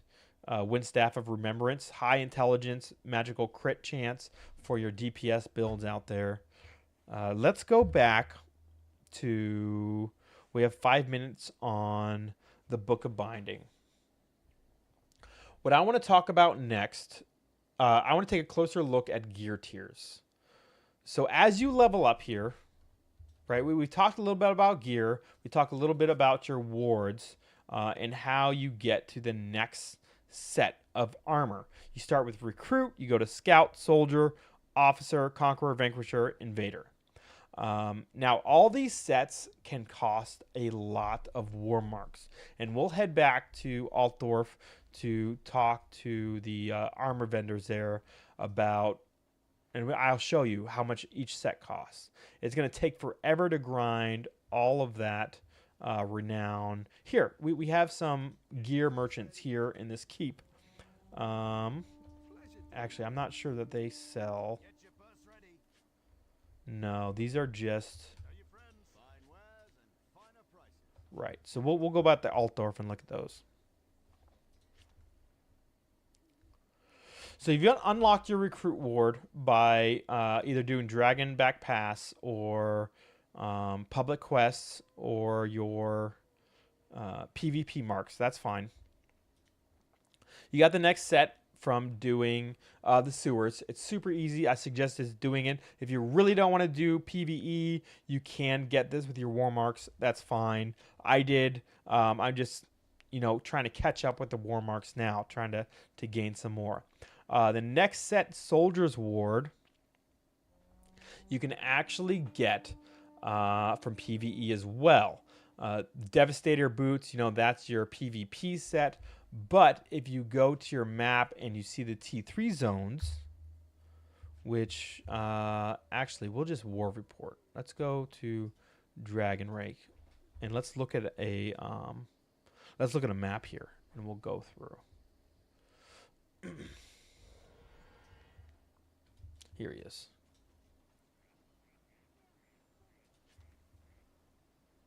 All right, so to unlock your Soldier's Ward, you can get the Mayhem set.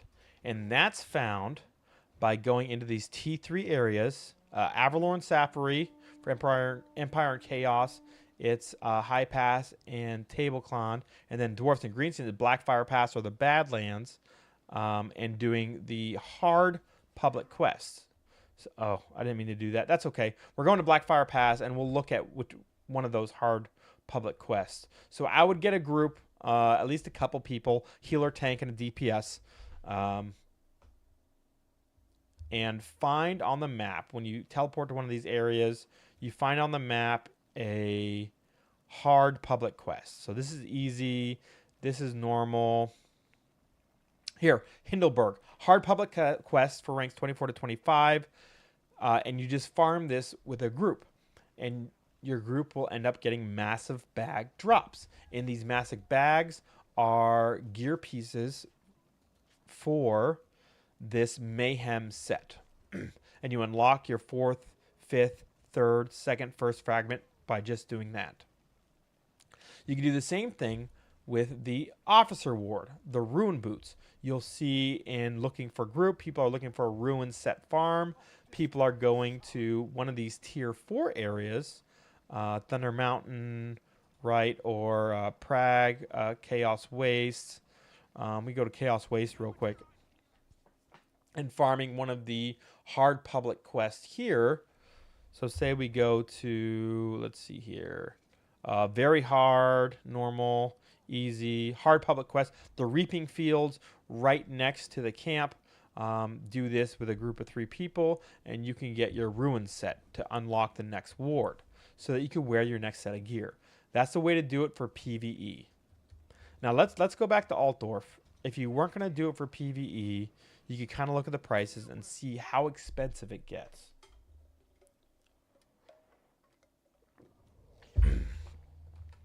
And we'll run down there. So these are the sets that you get as you're getting to level 40. Let me leave this party there. You can see I have 3,800 war crests. I've been saving for a while, a lot of these. While we're running there real quick, let's go over some of the currency that you'll get. We said war crests, from PvP, war tokens from PvE, warband leader marks. You run a warband.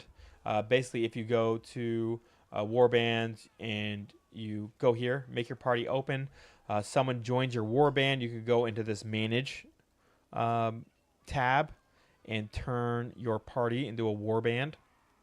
And then up to 24 people can follow you, and then you just lead them around realm versus realm areas, fighting destruction. As you win battles, you will gain these. Oh, excuse me. You will gain these warband leader marks, and you could use these to buy cool stuff at boop boop boop. This guy over here, right next to the exotic mount vendor. You can actually get a token to buy exotic mounts that last 30 days. You can buy potions of acclaim to gain more renown. That's pretty important. Gain 25% more renown for 100 hours. Of course, renown is just like your EXP bar. EXP caps out at level 40, whereas renown caps out at level 80. And you need a certain amount of renown to wear your next PvP armor set. Luckily, the PvE armor set, which is what I'm going to be suggesting for most of your pre-best in slot armor. It's free. You don't need renown, so you can get it early. You get very good armor sets early, and that's one reason why we're recommending it.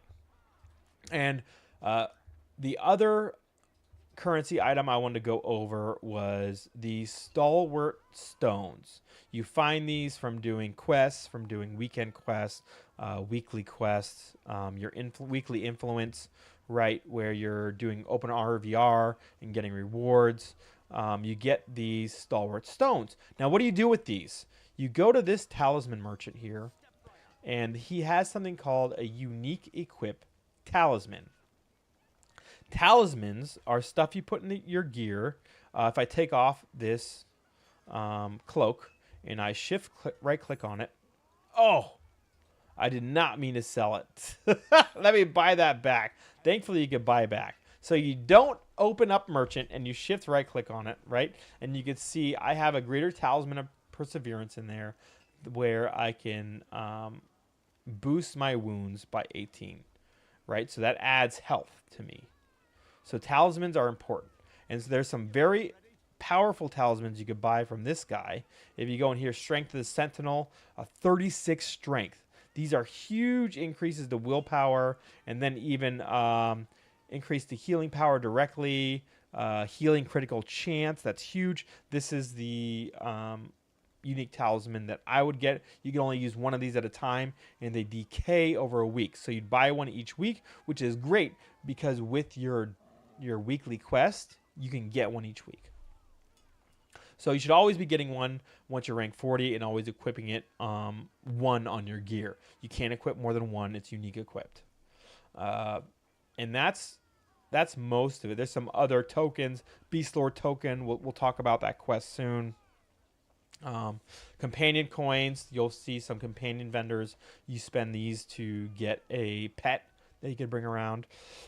Golden Scarab. These are currency that you get in Land of the Dead. Level 40 PvP happens each week.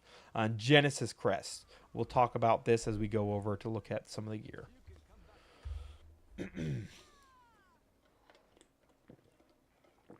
All right, getting through a lot of information here. This is great. Boy, I'm gonna have to go to sleep soon though. I'm getting tired, guys. I had a long day at work today. I got to get up and work tomorrow, but then I have off on Wednesday, so that'll be nice.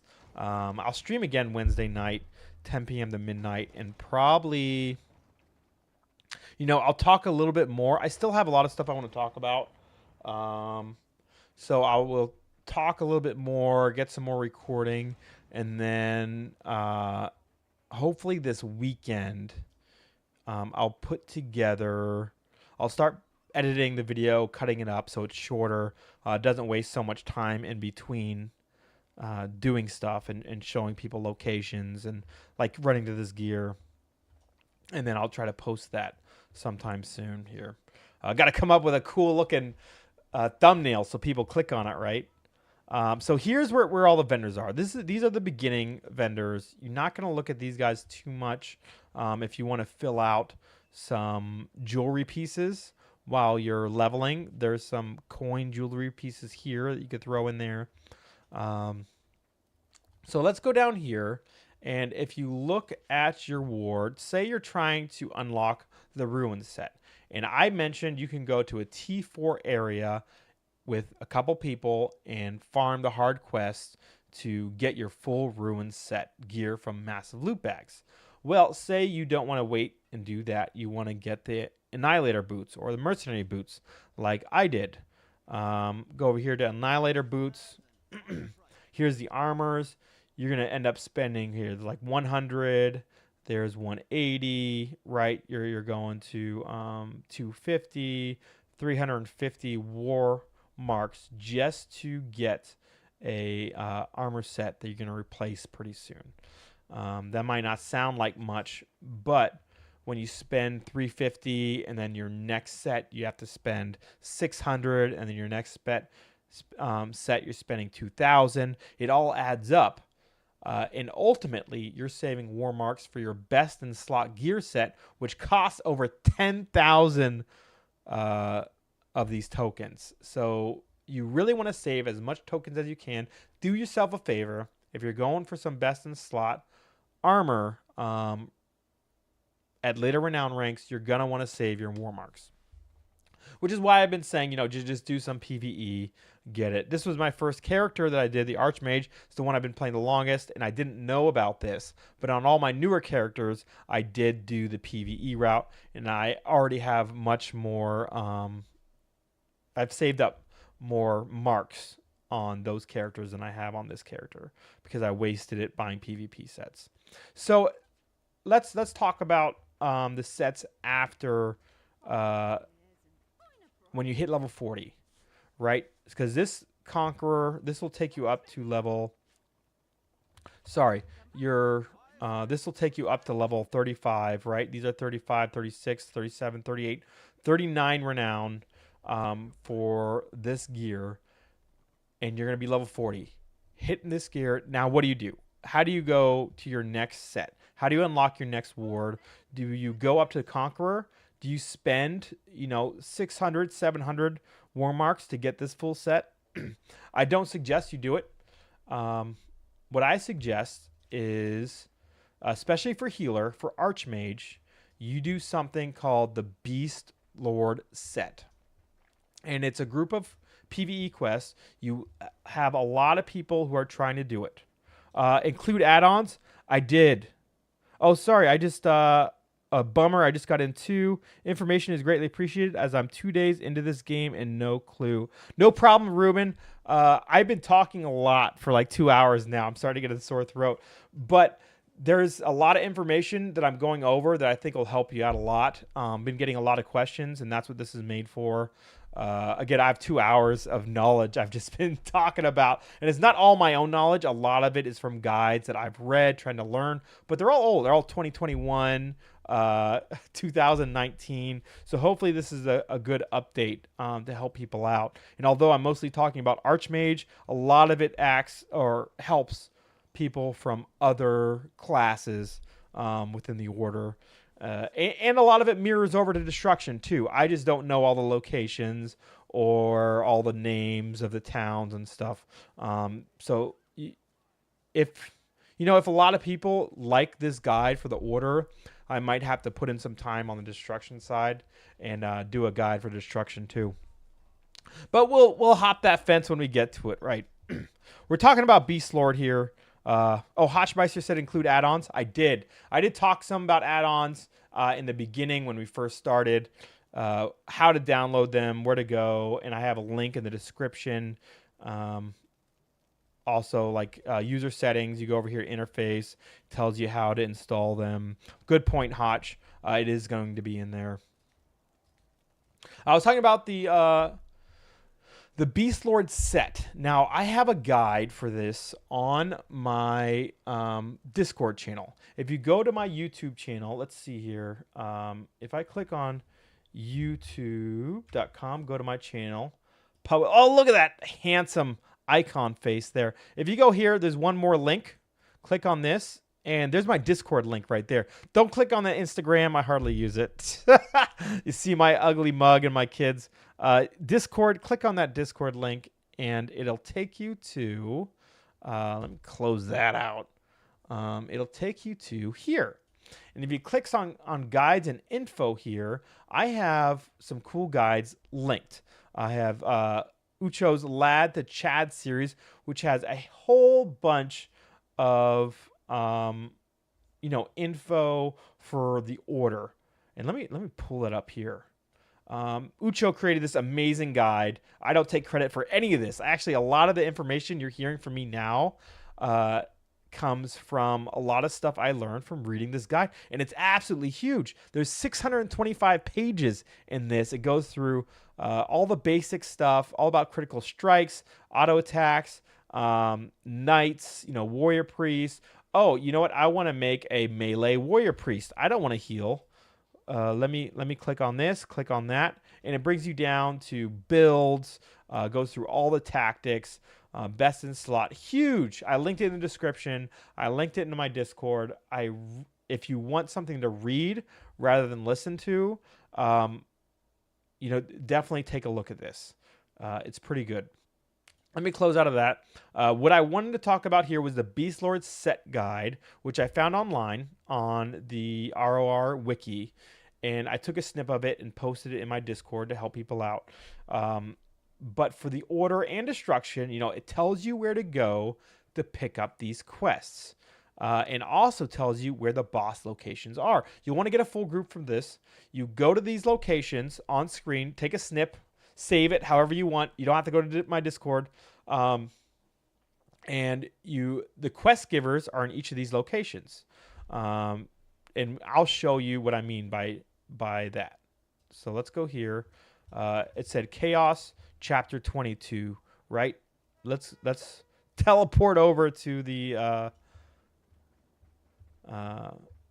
Flyer Master here. And when I say I'm teleporting over, it's because I'm going to cut out all this travel time when I edit. All right, let's go up here. Let's talk to this guy and look at the map. So we teleported to the Travel Master, going to the Chaos Waste, and it said what chapter? Oh, I didn't want to teleport. That's okay. So I go to the map and chapter 22, right? So if I bring this over here, click here, it says I get the Wild Jade Wizard in Chaos Waste chapter 22. I look at my map, Chaos Waste chapter 22, Fires of Sigmar. This is where the quest giver is. That's how you read that guide. So you go here, you collect the quest, and then let me pull up this again. Then you'll want to go kill the Bramble Witch in the Chaos Waste RVR area north of Thaumagon Massive. You just find it on the map, you go over with a group, you kill the Bramble Witch, and you get a piece of, well, you complete the quest. And then you get a second quest to kill people in PvP, and then you get the gear. So that's how you get a set of your first PvE set of gear. And that was complicated. It seems tough. It's really not. But it does take some time. It takes maybe an hour, 2 hours to run through, get the quest with a group. And that might sound like a long time, but the dungeons you're going to do for gear take longer because you have to run the dungeons like 3 times. The dungeons take 2 hours each. So you're talking about like 6 hours to 8 hours for every gear set after that. So doing the Beast Lord set, following that guide is going to be the fastest way to get your first level 40 gear. Now, what that doesn't do is unlock any ward. Now, why would Shepasaurus tell you to do that? Well, because in order to unlock some of the best in slot gear, which is this Veil Walker gear, or not best in slot, sorry, the pre-best in slot gear for healer, you're going to want to do the Veil Walker dungeon and get the Veil Walker gear. And I believe, yes, it says right here, requires the Beast Lord set to unlock and equip. So in order to use your pre-best in slot healing gear, which is this Veil Walker set, you have to do the Beast Lord quest. So if you're a healer, you need to do this. If you're not a healer, you could potentially skip this and go to the next step and skip to chapter talking about Gunbad Dungeon, because I'm going to go into the Hunter's Veil dungeon next, and that's primarily for healers trying to get their pre-best in slot gear. All right, Archmages. Your pre-best in slot gear is mostly made up of Veil Walker's set. And you get that after you complete the Beast Lord set. You can then go to the Hunter's Veil dungeon. And that's located at... Can I remember that? Where is that located at? Maybe it's the Badlands. Hunter's Veil location. Domain of Kurnos. Boy, where is that? Hunter's Veil. Excuse me. I'm growing at a loss. Maybe it's the Badlands.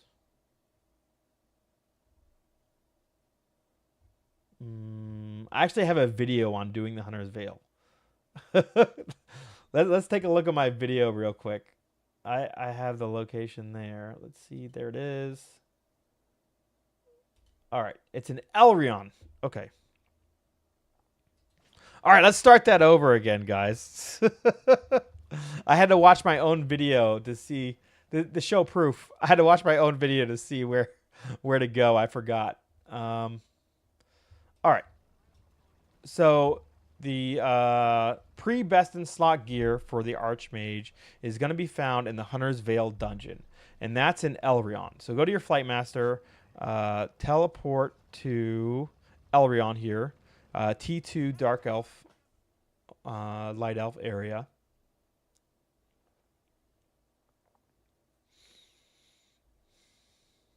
We're teleporting.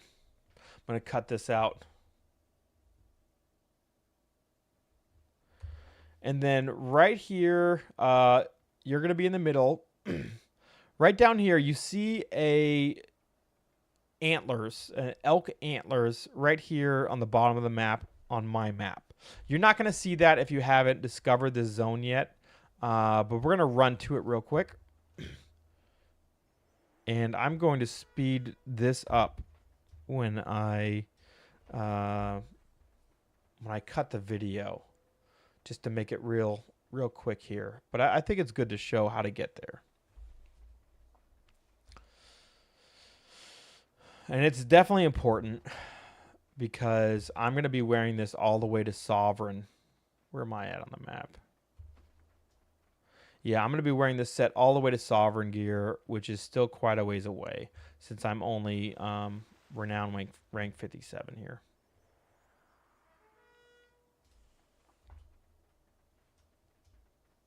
Sneak past all these guys. These damn bears. With my bear. You think they wouldn't attack a bear, but they're cannibals. These unicorns over here.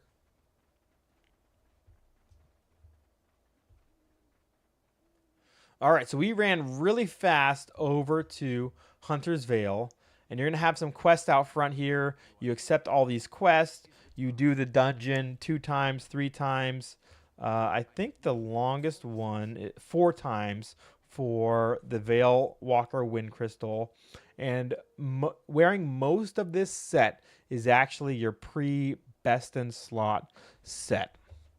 And I have in my Discord under guides and info, and I'll bring it over here in case you want to take a look, kind of what I have here for best in slot setup.